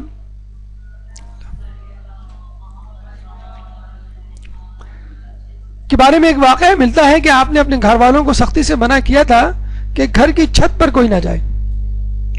ایک دفعہ وہ گھر میں داخل ہوئے, اسی وقت کنیز آپ کے بچے کو چھت کے اوپر سے نیچے لا رہی تھی اور سیڑھیاں اتر رہی تھی. جب امام کو آتا ہوا دیکھا تو خوف سے کپ کپ آنے لگی اور کپکپاہٹ کی وجہ سے آپ کا بچہ اس کے ہاتھ سے چھوٹ کر گر گیا اور اسی وقت اس کا انتقال ہو گیا. تجہیز و تکفین سے جب فارغ ہوئے، رات میں بیٹھے ہوئے تھے اداس، تو کسی نے دلاسا دینے کی کوشش کی، تو امام نے کہا کہ میں اس لیے اداس نہیں ہوں کہ میرے بیٹے کی شہادت ہوئی ہے یا اس کا انتقال ہوا ہے، بلکہ میں اس لیے افسردہ ہوں کہ کنیز مجھ کو دیکھ کے کانپنے کیوں لگی. دیکھیے، کچھ لوگوں کو یہ بھی پسند نہیں کہ ان کا خادم، ان کی خادمہ ان کو دیکھ کے خوف سے کانپے. کچھ لوگ یہ خصوصیت، یہ الہامی وصف جو ہے ائمہ ہی کے دور میں، ائمہ ہی کی شخصیت میں مل سکتا ہے، ورنہ ہم میں سے شاید کوئی اس قابل نہیں کہ جو اپنے نوکر کی غلطی پر غصہ نہ ہوتا ہو بلکہ اس کے خوف سے خود خوف کھاتا ہو کہ میرے خوف سے اس نے اپنے آپ کو خوف میں کیوں مبتلا کیا. اور وہی صفت، وہی صفات، وہی خوبیاں ہمیں امام کے ماننے والوں میں ملتی ہیں. شیخ جعفر کاشف الغطا بہت بڑے عالم دین، ایک دفعہ بہت زیادہ مال و اسباب ان کے پاس لایا گیا اور لوگوں میں انہوں نے تقسیم کر دیا. اس کے بعد ظہر کی نماز کا وقت ہوا، آپ نے ظہر کی نماز پڑھائی. جیسی ظہر کی نماز ختم کی ویسے ہی ایک شخص بھاگتا ہوا آیا اور کہنے لگا کہ اے شیخ، مجھے معلوم ہوا ہے کہ آپ کے پاس بہت سارا مال و اسباب آیا ہے اور آپ نے لوگوں میں تقسیم کیا ہے، مجھے بھی اس میں سے کچھ دے دیجیے. تو کاشف الغطا نے کہا کہ میں نے وہ سارا مال تقسیم کر دیا، میرے پاس کچھ نہیں، تمہیں دیر ہو گئی. اس شخص نے غصے میں آ کر کاشف الغطا کی داڑھی پر تھوک دیا، اور آپ نے کیا کیا؟ کچھ نہیں کیا. اپنا دامن اٹھایا اور مسجد میں بیٹھے ہوئے تمام نمازیوں کے پاس فردن فردن اپنی جھولی کو پھیلایا اور یہ کہا کہ اگر آپ لوگ اس شخص کی مدد کے لیے کچھ دے سکتے ہیں تو اس جھولی میں ڈال دیجئے. اور پوری مسجد کا اس طرح چکر لگایا اور اس شخص کے لیے کافی ساری رقم اکٹھا کی اور اس کے ہاتھ میں دی. یہ تھا ہمارے علماء کا حلم ان لوگوں کے لیے جو نعوذ باللہ ان پر تھوکتے تھے یا ان پر غصے کا اظہار کرتے تھے. کتنا زیادہ تضاد ہے ایک عام آدمی اور ایک عالم دین اور مجتہد میں. اسی طرح آیت اللہ سید ابو الحسن اصفہانی کے بارے میں ملتا ہے کہ نجف میں ایک دفعہ مغرب کی نماز پڑھا رہے تھے، نماز سے فارغ ہوئے تو کسی نے آ کے ان کو خبر دی کہ آپ کے بیٹے کو کسی نے قتل کر دیا. آپ نے فقط یہ کہا لا حول ولا قوت الا باللہ العلی العظیم، اور یہ کہہ کر نماز عشاء میں مشغول ہو گئے. جب عشاء کی نماز پڑھا دی تو لوگ اس قاتل کو پکڑ کے لائے اور کہا یہ ہے آپ کے بیٹے کا قاتل، آپ بتائیں ہم اس کے ساتھ کیا کریں. ابو الحسن اصفہانی نے کہا کہ میں تو اسے معاف کر چکا ہوں، تم بھی اسے چھوڑ دو. یہ ہے حلم جو علم کے ساتھ ساتھ بڑھنا چاہیے اگر آپ کے پاس حقیقی علم ہے. دوسری طرف ایک طرف تو یہ کہ اپنے بیٹے کی شہادت پر کسی قسم کا شور اور انتقام نہیں، اور کہاں وہ شخص کہ جب لوگوں کو قتل نہ کر لے، مسلمانوں کو تہہ تیغ نہ کر لے، مومنوں کو مار نہ دے، سادات کو ابدی نیند نہ سلا دے، اس وقت تک یہ شخص سوتا نہیں تھا. 1,20,000 لوگوں کا قاتل، خصوصیت سے اس میں سادات لوگ شامل. 1,20,000 لوگوں کو اس نے زندان میں رکھا ہوا تھا، اور اس میں کئی ہزار ایسے تھے جو اس کی زندان میں بغیر کسی چھت کے نیچے رہتے تھے. دھوپ ہو یا برسات ہو یا ہوا ہو، طوفان ہو، بغیر چھت کی زندان میں رہا کرتے تھے. اس کے اندر یہ شق القلبی خود اس کی طبیعت کی وجہ سے اور اس غذا کی وجہ سے جو اس کو کھلائی گئی. جب یہ پیدا ہوا تو اس نے ماں کا دودھ پینے سے انکار کر دیا. تو ایک شیطان صفت شخص وہاں سے گزرا، جب اس کو معلوم ہوا کہ یہ بچہ ماں کا دودھ نہیں پی رہا تو اس نے مشورہ دیا ایک بکری کو ذبح کرو اور اس کا خون اس کی گردن میں ڈالو، حلق میں ڈالو.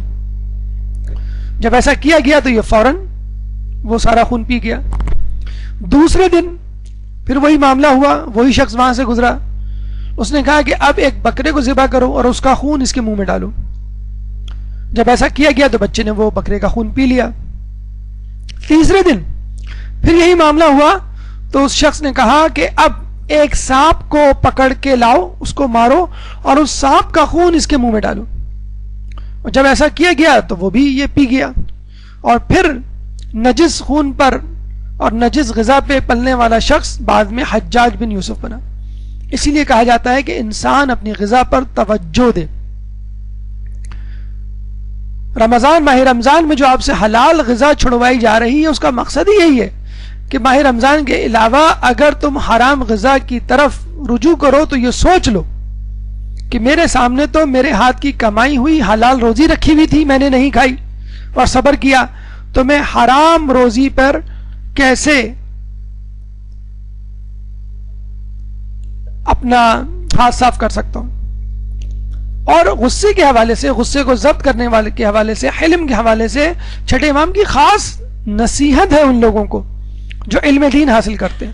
اور طویل حدیث ہے جو انشاءاللہ کبھی ہوا تو ہم اپنے درس کا موضوع بنائیں گے, کہ جس میں علم دین حاصل کرنے والوں کو امام نے خصوصی طور پہ کچھ نصیحتیں کی ہیں. اس حدیث کا ایک ٹکڑا یہ بھی ہے کہ انسان, طالب علم خصوصی طور پہ اپنے غصے کو برداشت کرے. اور امام کہتے ہیں کہ اگر کوئی یہ کہے کہ اگر تم ایک کہو گے تو میں 10 کہوں گا, تو تم اس کو کہنا کہ اگر تم 10 کہو گے تو میں ایک بھی نہیں کہوں گا. اور ہم اکثر یہ کہتے ہیں کہ ہم اینٹ کا جواب پتھر سے دینے والے لوگ ہیں, لیکن یاد رکھ لیجئے کہ اگر آپ کو کامیاب انسان بننا ہے اور کسی اعلیٰ مقام پر فائز ہونا ہے تو اپنے آپ کو لڑائی جھگڑے کنفرنٹیشن سے بچانا ہے. ماہ رمضان کے دن ہے, آپ نے اکثر دیکھا ہوگا دکانوں پر یا گھر میں کسی محفل میں تو میں ہو جاتی ہے, خصوصی طور پہ روزے کے وقت. اچھا, لوگوں نے ایک عجیب مسئلے کو الٹا کر دیا ہے, روزہ رکھا ہے اس لیے غصہ آ رہا ہے. جی نہیں, روزہ رکھا ہے اس لیے غصہ نہیں آ رہا, یہ ہونا چاہیے. اور وہ ہوتا کب ہے, غصہ کب آتا ہے, جب آپ کو روزے کی عادت نہیں ہوتی, ابتدائی دنوں میں ہوتا ہے. تو اس کو آپ یہ نہیں کہیں گے, جیسے ایک مریض کو دوا دی جائے, اس کو الٹی ہو جائے, اس کو ریشز ہو جائے, اس کو کڑواہٹ محسوس ہو, تو کہے گا یہ دوا تو اچھی نہیں ہے. لیکن جب اس کی دوا کی عادت پڑے گی اس کو, اور جب اس دوا کے اثرات اس پہ ظاہر ہوں گے, تب آپ کو پتہ چلے گا کہ دوا تو بڑی فائدہ مند ہے. تو یہ جو ہم تو میں اور نوک جھوک کرتے ہیں, صرف فزیکل فائٹ کی بات نہیں ہو رہی ہے, ہاتھا پائی کی بات نہیں ہو رہی. یہ جو نوک جھوک ہمارے گھروں میں محفلوں میں چلتی ہے, یہ بڑی خطرناک ہوتی ہے. آپ نے دیکھا ہوگا کہ کسی کو آپ نے کوئی جملہ کسا, اس نے بھی ماشاءاللہ اینٹ کے جواب پتھر سے دیا, اور وہ جملہ ایسا تھا کہ آپ منہ لے کے رہ گئے. آپ کا کوئی ویک پوائنٹ تھا, آپ کی کوئی دکھتی رکھتی, جس پر اس نے ہاتھ رکھ لیا, اور آپ گھر آ کے گھنٹوں اس پہ سوچ رہے ہیں اور منصوبہ بندی کر رہے ہیں کہ کب میں کس وقت بدلہ لوں.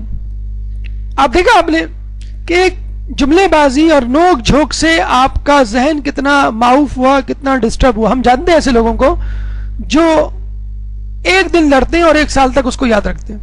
کچھ تو کمزور طبیعت کے مالک ہوتے ہیں جو یاد رکھتے ہیں خوف کی وجہ سے, اللہ نے مجھے پتہ نہیں معاف کیا کہ نہیں اس جھگڑے کی وجہ سے.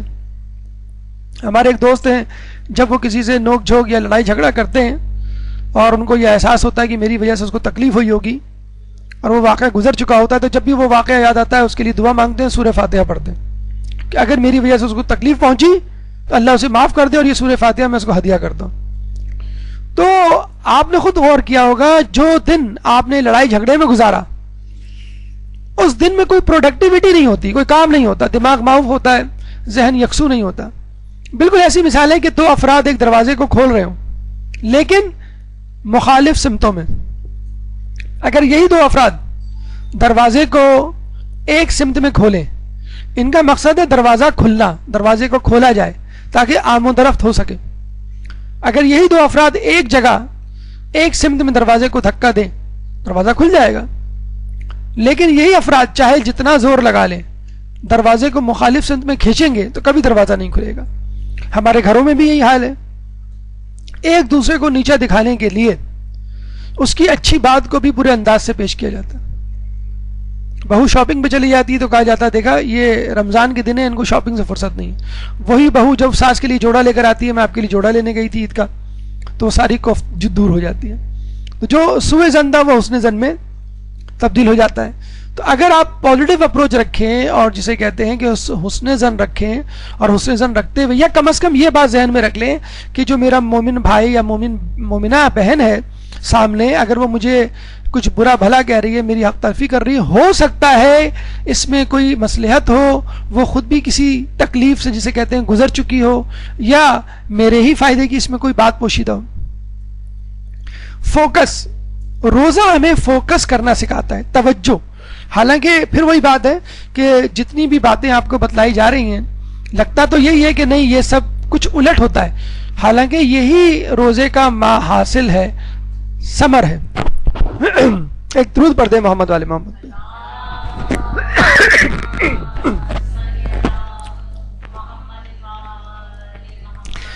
روزہ آپ کو یکسو ہونا اور اپنے کام پہ توجہ کرنا سکھاتا ہے. غافل لوگوں کے لیے اللہ فرماتا ہے اولئک کالانعام بل ہم اضل، وہ لوگ جانوروں کی طرح ہیں، مویشیوں کی طرح ہیں، بلکہ ان سے بھی زیادہ گمراہ. اولئک هم الغافلون، اور یہی لوگ غافل ہیں. جو غیر متوجہ ہوتا ہے، جو غافل ہوتا ہے، اس کو اللہ تعالیٰ مویشیوں سے تشبیہ دیتا ہے. کیوں؟ مویشیوں کے سامنے آپ جسے کہتے ہیں نا کہ بھینس کے آگے بین بجانا، آپ کچھ بھی کہتے ہیں وہ ٹس سے مس نہیں ہوتے. انسان کی پہچان ہی یہی ہے کہ جب وہ اچھی بات سنتا ہے تو اس کا اثر لیتا ہے اور اس نصیحت پر عمل کرتا ہے. آج کل ایک بیماری بڑی چلی ہوئی بلکہ فیشن چلا ہوا جسے کہتے ہیں وہ ہے ADHD، attention deficit hyper active disorder. یعنی بچوں کے بارے میں کہا جاتا ہے کہ آج کل بچے جو ہے چین سے ایک جگہ نہیں بیٹھتے، ہر 5 منٹ بعد جو ہے وہ سر اٹھاتے ہیں، ادھر ادھر دیکھتے ہیں، ہر 10 منٹ بعد جو ہے وہ اونچے نیچے ہو رہے ہوتے ہیں، ہر 20 منٹ بعد وہ اپنی کرسی چھوڑ کر پانی پینے جا رہے ہوتے ہیں، ہر 1 گھنٹے بعد جو ہے گھر میں جو ہے وہ گاڑی چلا رہے ہوتے ہیں، ٹرین کی آوازیں نکال رہے وغیرہ وغیرہ. تو یہ بچوں کے بارے میں بہت زیادہ کہا جاتا ہے. امریکہ میں تو بہت زیادہ کامن ہے، یہاں بھی واجب بات ہے فیشن اور بیماریاں وہیں سے آتی ہیں. تو بچوں کو فوراً کہہ دیا جاتا ہے کہ ان کو بیماری ہے، ان کو دوا پلا. حالانکہ ADHD کوئی ایسی خاص بیماری نہیں ہے. ہر بچہ نسبتاً شرارتی ہوتا ہے، بلکہ شرارتی بچوں کے لیے تو کہا گیا ہے، روایتوں میں آیا ہے کہ یہ بڑے ہو کے کوئی رہنما یا کوئی بڑا کام کریں گے، کوئی بڑی چیز بنیں گے. تو شرارت جب تک بدتمیزی میں تبدیل نہ ہو اس کی حوصلہ افزائی کی جانی چاہیے. تو روزہ ADHD کا ٹریٹمنٹ ہے. اگر آپ کے بچوں کو یہ بیماری ہے attention deficit hyper active disorder, یعنی بے چین رہنا اور توجہ نہیں دینا اور ہر وقت گھومتے پھرتے رہنا، باتیں کرنا اور گردن گھمانا، اس کا آج کل دیکھیے آپ کے لوگوں کے بچے، آپ کے گھر میں جو بچے کتنے شانت، کتنے مطمئن اور کتنے کول ہوں گے. کوئی آواز کسی کے منہ سے نہیں نکلتی. خصوصاً یہ وقت ایسا وقت ہوتا ہے ہر کوئی بے سود پڑا ہوا ہوتا ہے، اماں بھی پڑھی ہوتی ہیں، ابا بھی پڑھے ہوتے ہیں، اب بچے بھی بے سود پڑے ہوئے ہوتے ہیں. تو ADHD کیا ہوتا ہے؟ حرکت ہی نہیں ہے جسم میں، تو ہائپر ایکٹیو ڈس آرڈر کیسے ہوگا؟ تو روزہ اس بیماری کا بہترین علاج ہے کہ جس میں انسان کی توجہ بٹی رہتی ہے. دیکھیں ہماری توجہ بٹتی کیوں ہے؟ ہمیں کھانا کھانا ہوتا ہے، کھانا نہیں کھانا ہوتا، اسنیکس کھانے ہوتے ہیں. کھانا تو 2 یا 3 وقت کھاتے ہیں، لیکن یہ جو بار بار کے اسنیکس ہیں، چپس، کولڈ ڈرنک، چھالیا، پان، سگریٹ، بڑے اور چھوٹے، ہر کوئی جگالی میں مصروف ہے. کھانا ہے تو پھر پانی بھی پینا ہے، پھر جو ہے وہ انگڑائی لینا ہے، پھر سونا بھی ہے اوور ایٹنگ کی وجہ سے، پھر ہنسنا بولنا بھی ہے، اور پھر ادھر ادھر دیکھنا. یہ جو آج کل ہم بچوں کو چیز دے رہے ہیں، چاکلیٹ دے رہے ہیں، کولڈ ڈرنک دے رہے ہیں، یہ غذا اسپیشلی شوگر کنٹیننگ آئٹمز جتنے بھی ہیں وہ بچوں میں ہائپر ایکٹیویٹی پیدا کرتے ہیں. آج آپ اپنے بچوں کی کولڈ ڈرنک، چاکلیٹ اور چیز بند کر دیں یا کم کر دیں تو آپ دیکھیے گا ان کی ہائپر ایکٹیویٹی کم ہو جائے گی. ہم لوگ کیوں نہیں ہائپر ایکٹیو اپنے زمانے میں؟ ہم نے یہ چیزیں نہیں کھائی. تو آج کل کے بچے ہائپر ایکٹیو اس لیے کہ یہ ان چیزوں پہ گزارا کر رہے ہیں. دال، چاول، سالن، روٹی تو تقریباً کچھ عرصے بعد پتھر کے زمانے کی غذا بن جائے گی. ابھی بھی کچھ لوگ اگر جو امریکہ اور دبئی سے رہنے والی فیملیز آتی ہیں تو وہ بڑی حیران ہوتی ہیں کہ آپ کس طرح روٹی میں شوربے کو پکڑ لیتی ہیں اور شوربہ گرتا نہیں ہے. اب اب لوگوں نے یہ مذاق اڑانا شروع کر دیا ہے کہ آپ شوربے کو سنبھال کیسے لیتی ہیں ایک روٹی کے نوالے میں, کیسے کھا لیتے ہیں آپ لوگ نہاری. تو یہ لکوڈ ڈائٹ اور سالن, شوربہ, دال تو خیر ہم لوگوں نے چھوڑ دی تھی, تو سالن جو ہے وہ آج کل کے بچوں نے چھوڑ دیا, ہماری سنت پہ تو ہاتھ آگے جاتے ہوئے. تو روزے میں آپ غیر ضروری کام, فضولیات سے پرہیز کرتے ہیں, اس لیے آپ کی توجہ اہم کاموں کی طرف ہوتی ہے. اور یہی فلسفہ روزے میں آپ کو بتلایا گیا تھا کہ اللہ چاہتا ہے کھانا پینا بھی چھوڑ دو, تاکہ جو ضروری کام ہے, عبادت نہیں, جو بھی تم کام کر رہے ہو, گھر کے, آفس کے, دکان کے, اسکول کے, وہ کام کرتے رہو. تو روزے میں جب آپ غیر ضروری کاموں کو چھوڑیں گے تب کہیں جا کے آپ صحیح اور اہم کام کی طرف توجہ دیں گے. لیکن کچھ لوگ ایسے غافل ہیں, ان کو پتہ ہی نہیں کہ کب کیا ہو جائے, اپنے آرام اور سکون, اپنی دھن میں مگن جسے کہتے ہیں. جب کوئی حادثہ ہوتا ہے تب ان کو ہوش آتا ہے کہ میرے ساتھ یہ ہو گیا. حادثہ کیا, یعنی آپ امتحان میں فیل ہو گئے, یا جسے کہتے ہیں کوئی بیماری ہو گئی, ورنہ اس سے پہلے آپ جسے کہتے ہیں بے فکری اور لاپرواہی کی زندگی گزار رہے ہوتے ہیں. چھٹا دنیاوی فائدہ جو روزے سے ہمیں ملتا ہے وہ فضولیات سے پرہیز. ایک درود پڑھ دیں محمد والے محمد پہ.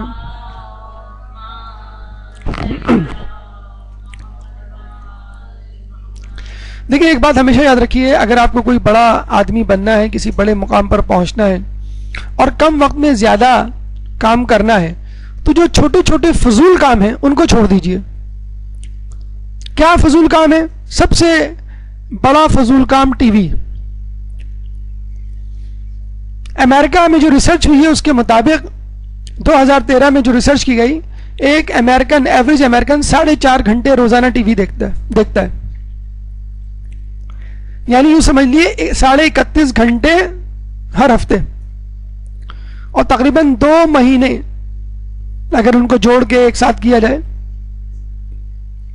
اور ہر سال 2 مہینوں کو جمع کیا جائے تو 65 سالہ شخص اپنی زندگی کے 12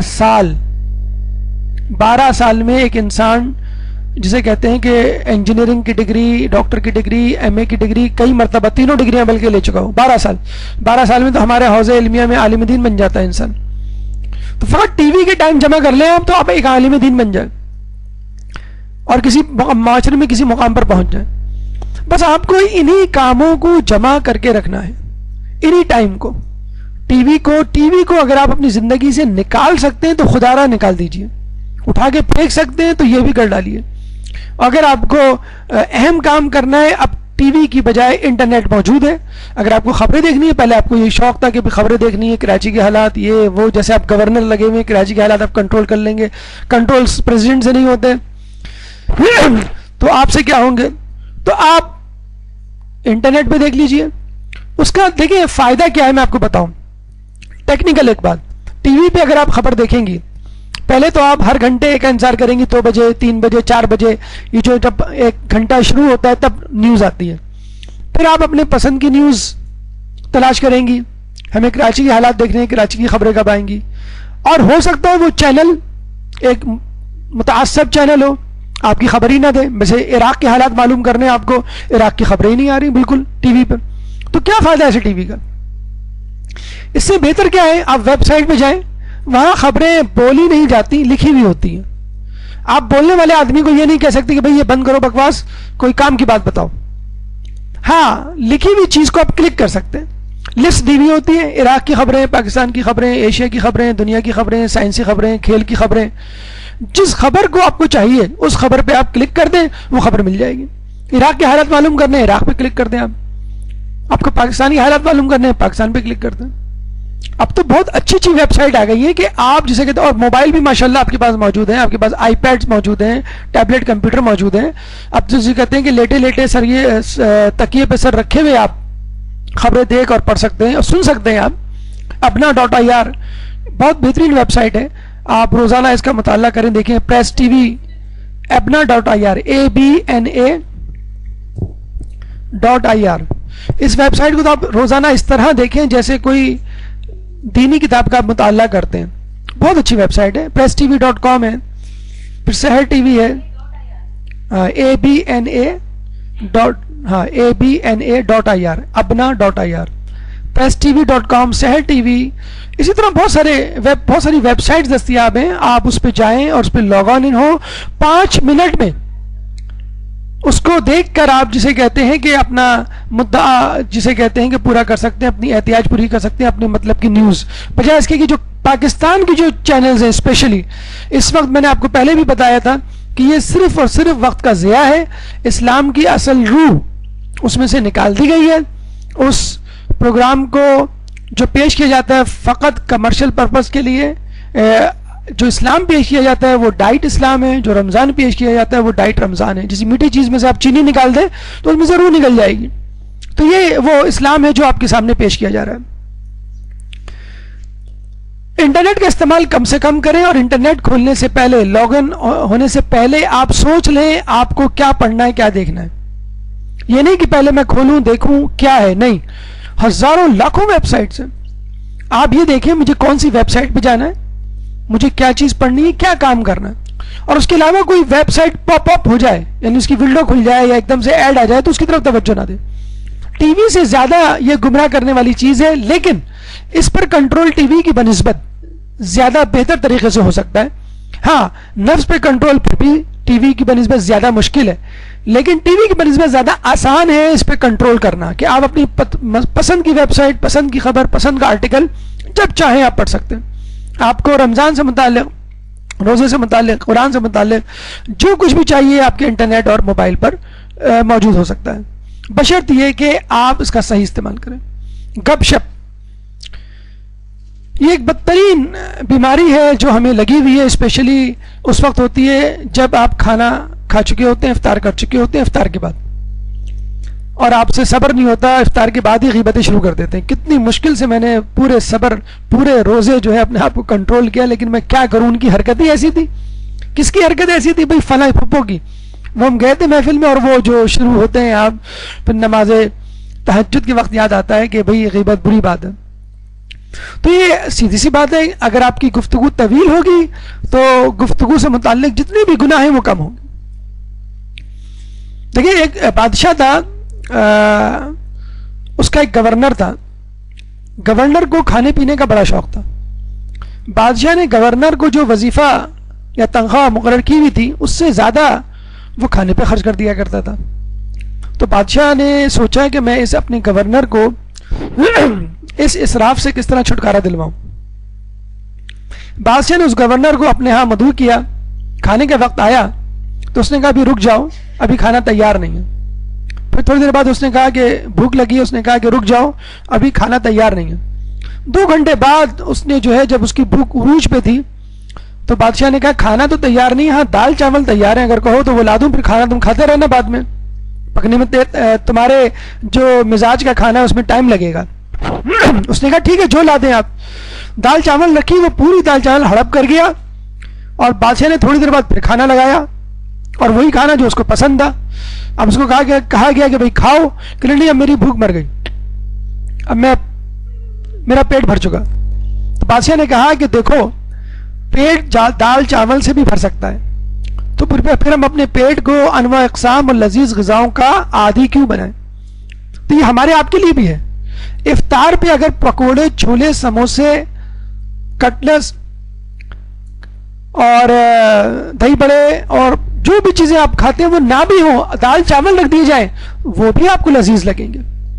بھوک کھانے کی چٹنی ہے، امام کی روایت ہے. روزہ یہی سکھا رہا ہے کہ پہلے اپنے آپ کو بھوکا رکھو، جب شدید ترین بھوک لگے پھر کھاؤ. جو کچھ بھی تم کھاؤ گے وہ تمہیں بریانی متنجن سے کم نہیں لگے گا. تو روزہ ہمیں یہی سکھاتا ہے. ہمارے ایک جاننے والے، ان کے بارے میں سن کے ہمیں بڑی حیرت ہوئی اور خوشی ہوئی کہ انہوں نے اپنی بیگم کو پکوڑے پکانے سے منع کر دیا، اور یہ کہا ہے کہ جتنا وقت تمہارے پکوڑے پکانے میں لگتا ہے اتنا وقت تم اپنی عبادت میں لگا دو. بتائیں، اسی کراچی شہر میں ایسے لوگ بھی موجود ہیں. کچھ لوگ تم پکوڑے میں نمک کم ہو جائے تو بیگم کو جو ہے وہ پریشان کر دیتے ہیں کہ تم نے کیا پکا دیا اور تم نے پکوڑے پکانے اب تک نہیں سیکھے. تو کچھ لوگ ایسے بھی ہیں جو بیگمات کا خیال رکھتے ہیں. اس کا مطلب یہ نہیں کہ آج سے جا کر آپ پکوڑے بند کر دیں اور اس کی جگہ 2 رکعت 4 رکعت. شوہر کی خدمت ہی آپ کی عبادت ہے. اور شوہروں کو بھی چاہیے کہ اپنی بیگمات کو خاتون خانہ کو اتنی زیادہ اذیت اور مصیبت اور پریشانی میں زحمت میں مبتلا نہ کریں کہ دن بھر آپ کی گفتگو اور مقصد اور موضوع جو ہے وہ پکوڑے ہو.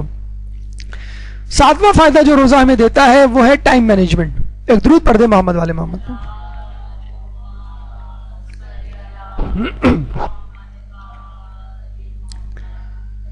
دیکھیں روزے میں آپ جو کچھ کر رہے ہوتے ہیں وہ ایک ٹائمنگ کے ساتھ ہوتا ہے, اور اس وقت کی قدردانی کو سمجھانے کے لیے روزہ رکھا گیا ہے, جو ہمیں حکمت نظر آتی ہے. قرآن میں اللہ فرماتا ہے اولم نعمرکم ما یتذکر فیہ من تذکر, کیا تمہیں اتنی عمر نہیں دی گئی تھی کہ نصیحت پکڑنے والے نصیحت پکڑ لیتے. تو بس جس طرح سحری کا ایک ٹائم معین ہے کہ اگر آپ نے وقت مقررہ پہ سحری نہ کی تو روزہ گیا. نماز کے لیے نہیں ہے, نماز کے لیے ہے لیکن بہت زیادہ آپ کے پاس ٹائم ہوتا ہے اس کو دوبارہ اس کو کرنے کے لیے. اول وقت ہوتا ہے, فضیلت کا وقت ہوتا ہے, پھر قضا کا وقت آتا ہے. تو روزہ بھی ہمیں یہی سکھاتا ہے کہ اگر آپ سحری میں نہ اٹھے تو بس بن سحری کا آپ کو روزہ رکھنا پڑے گا. اسی طرح افطاری کا ایک وقت معین ہے, افطاری بھی کرنی ہے, سحری بھی کرنی ہے, نماز شب بھی پڑھنی ہے, دیگر واجب نمازیں بھی ادا کرنی ہیں, اذکار بھی پڑھنے ہیں, آفس بھی جانا ہے, خواتین کو گھر کا کام بھی کرنا ہے, بچوں کو اسکول کا ہوم ورک بھی کرنا ہے, ٹائم کو مینیج کرنا ہے. اور آپ نے دیکھا ہوگا کہ ماہ رمضان میں ٹائم ٹیبل بنانے کی ضرورت نہیں پڑتی, ورنہ آپ روزانہ ٹائم ٹیبل بناتے ہیں اور اس کو کاٹتے ہیں. رمضان میں خود بخود ٹائم بن جاتا ہے, ٹائم ٹیبل بن جاتا ہے, کس وقت کیا کرنا ہے سب سمجھ میں آ جاتا ہے. اور ایک آٹومیٹک مشین کی طرح انسان جسے کہتے ہیں ماہ رمضان میں موو کر رہا ہوتا ہے, ایک روبوٹ کی طرح, کہ ہر کام وقت پر ہو جاتا ہے اور کسی چیز کی کوئی چھٹی نہیں ہوتی. ہر کام کے لیے ایک ڈیڈ لائن ہوتی ہے, اتنے بجے افطاری, اتنی بجے سحری, اتنے بجے نماز. بس اللہ چاہتا ہے کہ یہی ڈیڈ لائن کا طریقہ کار آپ اپنی زندگی میں بھی جاری و ساری کر لیں. دیکھیں موت کا فرشتہ آپ کے پیچھے لگا ہوا ہے, کبھی بھی کسی وقت وہ آپ کو آ سکتا ہے, دبوچ سکتا ہے. اس سے پہلے کوئی مصیبت کی گھڑی, کوئی حادثہ اور موت آپ کو دبوچ لے, اپنا کام ختم کر لے. آپ کو شاید نہیں معلوم ہوگا کہ جو بڑی بڑی کمپنیز ہوتی ہیں ان میں جب دن اختتام کو پہنچتا ہے تو ان کے تمام ورکرز کو, اسپیشلی جو کمپیوٹر پہ کام کرتے ہیں, ان کو کہا جاتا ہے کہ آپ اپنے کمپیوٹر آف کرنے تک, یعنی آپ کو اپنا پروگرام سوئچ آف کرنے اور کمپیوٹر بند کرنے کے لیے 5 منٹ دیے جا رہے ہیں. اور یہ 5 منٹ بعد کمپیوٹر اگر آپ نے آف نہیں کیا اور اگر آپ باہر نہیں نکلے تو دروازے آٹومیٹک ہوتے ہیں, وہ لاک ہو جاتے ہیں. اگر آپ نے 5 منٹ میں اپنا کمپیوٹر اور پروگرام آف نہیں کیا تو آپ اسی کمرے میں لاک ہو جائیں گے اگلی صبح تک, یعنی آپ کو چھٹی نہیں ملے گی اور پھر دوبارہ آپ کو آفس کا کام کرنا ہے. 5 منٹ کے اندر اندر آپ کو وائنڈ اپ کرنا ہوتا ہے. تو آپ نے دیکھا ہوگا ایسی صورتحال ہمارے ساتھ بھی پیش آتی ہے کہ 5 منٹ میں سحری کرنی ہوتی ہے, یا 15 منٹ میں آپ کو افطاری کرنی ہوتی ہے, یا 1 گھنٹے میں آپ کو گھر پہنچنا ہوتا ہے وغیرہ. ڈیڈ لائنز ہوتی ہیں آپ کے پاس. اگر آپ نے ڈیڈ لائنز متعین کی ہوئی ہیں, ہفتے تک مجھے یہ کرنا ہے, جمعے تک مجھے یہ کرنا ہے, شام تک مجھے یہ نمٹانا ہے. اس طرح روزہ آپ کو سکھاتا ہے کہ 3 بجے تک مجھے اٹھنا ہے, 3:30 تک سحری تیار کرنی ہے, 4 بجے تک سحری کر لینی ہے, 4:20 سے پہلے جو ہے مجھے نماز شب پڑھ لینی ہے, پھر 4:30 پہ جو ہے مجھے فجر پڑھنی ہے. تو یہ خود بخود ڈیڈ لائنز ہیں جو آپ کے ذہن میں متعین اور معین ہو جاتی ہیں. اسی طرح آپ کو عام زندگی میں بھی مختلف امور کے لیے ڈیڈ لائن مقرر کرنی ہے, ورنہ ہوگا یہ کہ آپ بڑے مزے سے دنیا کے سمندر میں غوطے لگا رہے ہیں اور گھوم پھر رہے ہیں, اور موت کا فرشتہ جو ہے منہ کھولا اپنی افطار کھولنے کا انتظار کر رہا ہے. اور اگر آپ یہ فائدے نہیں اٹھا پاتے تو یقین کر لیجئے آپ سستی کا شکار ہیں, کیونکہ مولا کا قول ہے کہ محرومی کا ایک سبب سستی ہے. جو ہم کہتے ہیں نا کہ رمضان کے اتنے فوائد ہیں لیکن پھر بھی ہم فوائد نہیں سمیٹ پا رہے, تو اس کی وجہ یہی ہے کہ ہم نے ماہ رمضان کو, روزوں کو سستی میں تبدیل کر دیا. سستی, کاہلی اور نیند کا ایک طریقہ ہم آپ کو بتاتے چلیں. 20 منٹ کا قیلولہ آپ کے لیے بہترین ہے اگر آپ چاہتے ہیں کہ نیند کی تلافی کر سکیں جو رات میں کم ہوئی تھی آپ کی, لیکن 20 منٹ سے زیادہ کا نہ ہو, 20 سے 40 منٹ, 20 سے کم نہ ہو, 40 سے زیادہ نہ ہو. باقاعدہ یورپ میں لوگوں کو ٹیکنیکس بتائی جا رہی ہیں کہ آپ دن میں آفس میں یا جہاں بھی آپ کام کر رہے ہیں 20 منٹ سیو کر کے بیٹھے بیٹھے وہیں پہ ٹیک لگا کے کیسے سو سکتے ہیں. ایک شاپنگ مال میں باقاعدہ یہ کمپٹیشن ہوا کہ کون 20 منٹ سو کے دکھائے گا. یعنی 20 منٹ سونے کا مطلب ہے 20 منٹ سو کر پھر اٹھ بھی جائے گا, یہ نہیں کہ 20 منٹ میں سوئیں اور پہلا 2 گھنٹے تک آپ سوتے رہے. تو 20 منٹ تک کون سو کے دکھائے گا. اور جسے کہتے ہیں کہ اب یورپ میں قیلولے کی جو سنت ہے, جو رسول کی سنت ہے, وہ اب زور پکڑ رہی ہے. تو اگر آپ کی نیند کم ہوتی ہے رات میں تو آپ دیکھا ہوگا آپ نے کہ لوگ اپنی نیند پوری کرتے ہیں دن میں. اس کو آپ رسید, اب ضروری نہیں ہے کہ اس کے لیے آپ کو بیڈ بچھایا جائے, کوئلٹ لائی جائے اور پھر کیا نام کہ اے سی چلایا جائے, پردے جو ہیں وہ گرائے جائیں. نہیں, یہ کوئی ہمیشہ کی ابدی نیند سونے نہیں جا رہے ہیں آپ کو 20 منٹ سونا ہے پھر اٹھ جانا. اور بہتر یہی ہوتا ہے کہ آپ صوفے پہ ٹیک لگا کر کرسی پہ بیٹھے بیٹھے سو جائیں, بجائے اس کے کہ بالکل اہتمام کے ساتھ آپ سوئیں. تو یہ آپ کی نیند کی کمی جو رات میں تھی وہ پوری کر دے گا. ورنہ ہوگا یہ کہ آپ دن میں بیٹھے ہوئے بھی ہوں گے تو لگ رہا ہے کہ آپ سو رہے ہیں, بالکل جسے کہتے ہیں زندہ لاش کی طرح. یہ لگ رہا ہے صاف کہ افطاری سے پہلے کھینچی گئی تصویر ہے. ترک عادات. ایک درود پڑھ دیں محمد والے محمد میں.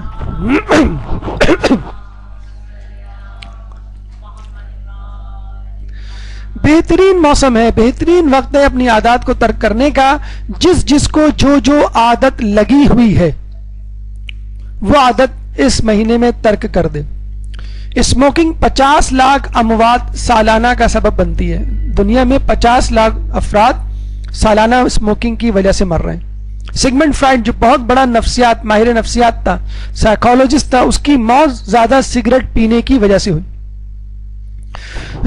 چائے جو رمضان میں تو ناگزیر ہو جاتی ہے, اور لوگ یہی کہتے ہوئے سنا گیا لوگوں کو کہ بھوک پہ تو گزارا ہو جائے گا, چائے پہ گزارا نہیں ہو سکتا. یعنی جیسے مولا فرماتے ہیں کہ اللہ میں جہنم کی آگ پہ تو صبر کر لوں گا, تیری جدائی پہ کیسے صبر کروں گا. تو ہم کہتے ہیں اللہ بھوک پہ تو صبر کر لوں گا, چائے پہ کیسے صبر کروں گا. تو آیت اللہ مراشی نجفی کے بارے میں کہا جاتا ہے کہ انہوں نے ایک دفعہ امام زمانہ سے ملاقات کی اور ملاقات میں چائے پیش کی. تو امام نے کیا کہا کہ ہم ان فضولیات سے اپنے آپ کو آلودہ نہیں کرتے. امام کے نزدیک یہ فضولیات میں سے ہے. اب اس کا مطلب یہ نہیں کہ ہم چائے کو آج سے حرام قرار دے رہے ہیں. چائے بہرحال ایک فضول چیز تو ہے, یہ بات ماننے کی ہے, کھانا نہیں ہے. یہ ایسی چیز نہیں جس کے بغیر گزارا نہ ہو سکے. اگر آپ رمضان میں چائے نہیں چھوڑ سکتے تو کم از کم چائے کو کم کر لیجئے, کنٹرول کر لیجئے, 1 یا 2 کپ پہ گزارا کر لیجئے. زیارت یا عمرے کے سفر میں جو لوگ جاتے ہیں انہوں نے دیکھا ہوگا کہ اکثر ہوٹل کے اسٹے میں چائے کا جو وہ کنٹینر ہوتا ہے یا کولر ہوتا ہے, گرم کولر, گرم بھی ہے کولر بھی ہے, یہ کیسے ہو سکتا ہے. بہرحال چائے کی جو وہاں ٹنکی رکھی جاتی ہے 24 گھنٹے کے لیے, تو لوگ ہر 2 گھنٹے بعد چائے پینے آ رہے ہوتے ہیں. چائے 24 گھنٹے اگر دستیاب ہے اس کا مطلب یہ نہیں ہے کہ ہر 2 گھنٹے بعد پینا واجب ہے. تو کچھ لوگ رمضان میں زبردستی اس پہ اپنے اوپر واجب کر لیتے ہیں. کوشش کر کے دیکھیے کبھی ایک آدھ وقت کی دن کی چائے اسکپ کر کے, یا اگر آپ چائے کے عادی ہیں تو کم از کم اس کو کم کر کے دیکھیے. شیخ جی سر میں درد ہوگا, یقیناً آپ کے سر میں رمضان کے شروع میں بھی ہوا ہوگا لیکن آپ نے روزہ نہیں چھوڑا. شیخ مرزا انصاری کے پاس ایک شخص آیا, کہنے لگا آپ نے فلاں اسٹوڈنٹ کا وظیفہ بڑھا دیا ہے, سوری غلطی سے زیادہ دے دیا تھا, اس نے زیادہ مانگ لیا تھا اپنی کسی اضافی ضرورت کے تحت, پتہ یہ چلا کہ وہ چائے پیتا ہے. شیخ مرزا انصاری نے فوراً اندر سے رجسٹر منگوایا اور اس طالب علم کے وظیفے میں مستقل طور پہ اضافہ کر دیا. تو کمپلین کرنے والے شکایت کرنے والے شخص نے پوچھا یہ کیوں؟ کہ لگا اب اس کو چائے کی عادت ہو گئی, چائے کے بغیر اب یکسو ہو کر متعلہ نہیں کر سکتا. تو اگر ایسی نہج اگر طبیعت ہو گئی ہے, مقام آ چکا ہے, تو پھر الگ بات ہے, لیکن بہرحال کم تو ضرور کیا جا سکتا ہے. دیکھیے چائے کے بارے میں کہا جاتا ہے کہ پاکستان دنیا کا 3را بڑا امپورٹر ہے.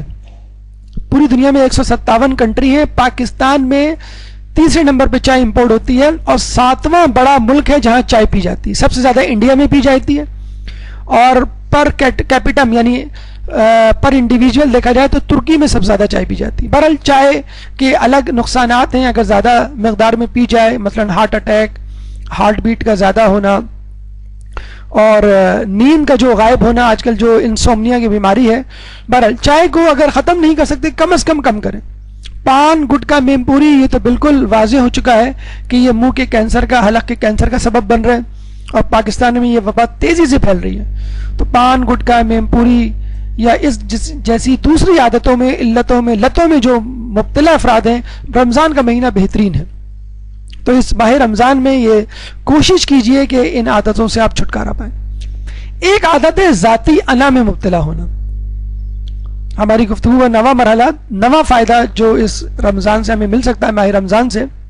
دیکھیں رمضان میں آپ کی انا کو بڑی ٹھیس پہنچتی ہے. آپ سو رہے ہیں, آپ کو عادت ہے 7-8 بجے اٹھنے کی, آپ کو اٹھایا جا رہا ہے 4 بجے. آپ کو عادت ہے بغیر ناشتے کے گھر سے نکلنے کی اور آپ کو 4 بجے منہ میں ٹھسایا جا رہا ہے کہ روزہ رکھ لو, سحری کر لو ورنہ روزہ لگے گا. آپ کو عادت ہے رات کو 11 بجے کھانے کی, آپ کو 7:40 پہ جو ہے وہ بالکل فل میل اور ایک شاہی دسترخوان بچھا کے دیا جا رہا ہے. آپ کو عادت ہے دوپہر کا کھانا زیادہ کھانے کی کیونکہ آپ ناشتہ نہیں کرتے, لیکن آپ کو کہا جا رہا ہے کہ دوپہر کا کھانا نہ کھاؤ. آپ کو عادت ہے جلدی سو جانے کی, اور رمضان میں اکثر آپ کو لیٹ سونا ہوتا ہے. آپ کو لیٹ اٹھنے کی, جلدی اٹھایا جا رہا ہے. تو یہ سب کیا ہے, آپ کے روٹین میں تبدیلی کی جا رہی ہے تاکہ آپ کی پسند ناپسند ایک طرف ہو جائے اور اللہ کی پسند ناپسند آپ کے اوپر حاوی ہو جائے. اس کو کہتے ہیں گو ود دا فلو, حالات کے مطابق اپنے آپ کو ڈھال لینا. اور ایک مومن کو دنیا کے حالات کے مطابق اپنے آپ کو نہیں ڈھالنا ہے بلکہ اللہ کی مرضی کے مطابق اپنے آپ کو ڈھالنا ہے. تو یہ اصل ماہ رمضان اور روزے کا پیغام ہے کہ انسان اپنے آپ کو, اپنی طبیعت کو, اپنے مزاج کو اپنی پسند ناپسند کی عینک سے نہ دیکھے بلکہ خدا کی رضا کی طرف سے دیکھے. کئی مرتبہ ایسا ہوتا ہے کہ آپ افطار پارٹی میں جاتے ہیں, آپ کو عادت ہے پکوڑے چھولے کھانے کی, وہاں پہ رول رکھے ہوتے ہیں, وہاں سموسے رکھے ہوتے ہیں. آپ کو عادت ہے لال شربت پینے کی, وہاں جو ہے وہ کالا شربت رکھا ہوا ہوتا ہے. آپ کو عادت ہے افطار کے فوراً بعد چائے پینے کی, چائے وہاں پہ آپ کو آدھے گھنٹے بعد دی جاتی ہے. تو افطار پارٹی میں میں نے نہیں دیکھا کسی کو, میرے تجربے سے نہیں گزرا کہ وہ بڑا خوش ہوا ہو. ہر شخص چاہتا ہے کہ یار اپنے گھر کے چھوڑے پکوڑے سموسے کیسے ہی کیوں نہ ہو, وہ اپنے گھر کے ہوتے ہیں. اپنے گھر کی ایک خاص چائے ہوتی ہے, اپنے گھر میں ایک خاص جگہ ہوتی ہے جس میں افطار کے بعد نیند دراز ہو کے آپ لیٹ جاتے ہیں. تو ایک خاص وقت ہوتا ہے جو افطار کا اپنے گھر میں گزار رہے ہوتے ہیں, لیکن یہی وقت بعض اوقات آپ کو باہر گزارنا ہوتا ہے. لیکن اپنی انا کو ٹھیس پہنچا کر دوسرے کا دل رکھنے کے لیے خدا کی اطاعت میں آپ یہ کام بھی کر گزرتے ہیں. اور ایک اور چیز جو کبھی کبھی لیکن ہوتی ضرور ہے وہ ہے ایمرجنسی کی کیفیت. آپ آفس سے آ رہے ہیں, رستے میں پھنس گئے, ٹریفک جیم, اور آپ کو معلوم ہے میں گھر نہیں پہنچ پاؤں گا. چہرے پہ کیا کرب اور مصیبت کے آثار ہوتے ہیں. بس آپ یہ سوچ لیجئے کہ روزہ 1 گھنٹے بعد کھلنا ہے, روزے کا ٹائم 7:40 نہیں ہے بلکہ 8:40 ہے, لیکن بیچارے جو رستے میں کھڑے ہوتے ہیں اور ٹریفک جیم میں پھنس جاتے ہیں ان کی شکلیں دیکھنے والی ہوتی ہیں. یا آپ جب صبح اٹھیں تو پتہ چلا کہ سب لوگ نماز پڑھنے میں مشغول ہیں اور سحری ہو چکی, اور آپ کو اٹھا کے تھک گئے اور آپ نہیں اٹھے. لگتا ہے کہ بس کوئی آسمان سر پہ گر پڑا ہو, زمین شق ہو جائے, آپ اس میں چلے جائیں کہ بغیر سحری کا روزہ. تو اس قسم کے اتفاقاً جب آپ کو پڑھنا لکھنا ہو, جب چائے نہ ملے تو آپ کے سر میں درد ہو جائے, اور اسی کیفیت میں کہا جائے کہ آپ کو پڑھنا بھی ہے, آپ کو ٹیسٹ بھی دینا ہے, آپ کو مدرسے بھی جانا ہے, تو اس وقت آپ کو احساس ہوتا ہے کہ انسان کو ہر قسم کی ایمرجنسی کے لیے تیار رہنا چاہیے. اور یہ ایمرجنسی والی کیفیت آپ کو ماہ رمضان اور روزہ ہی دے سکتا ہے. اور آپ کو یہ ایمرجنسی والی کیفیت سے نبرد آزما ہونے کی مشق اور تمرین کا فائدہ اس وقت ہوگا کہ جب ایک آنے والا آئے گا اور اس کے ساتھ آپ کو پوری زندگی ایک ایمرجنسی والی کیفیت میں گزارنی ہے کہ جب تک دنیا عدل سے نہ بھر جائے کہ جس طرح وہ ظلم سے بھری ہوئی ہوگی. یہ گفتگو ہماری رمضان سے متعلق روزے سے متعلق مکمل ہوئی. روزے سے حاصل ہونے والے دنیاوی فوائد اپنے اختتام کو پہنچے. اگر اس موضوع سے متعلق آپ کے ذہن میں کوئی سوال ہو تو آپ کر سکتے ہیں. قابل سوالات بھرپور صلوات.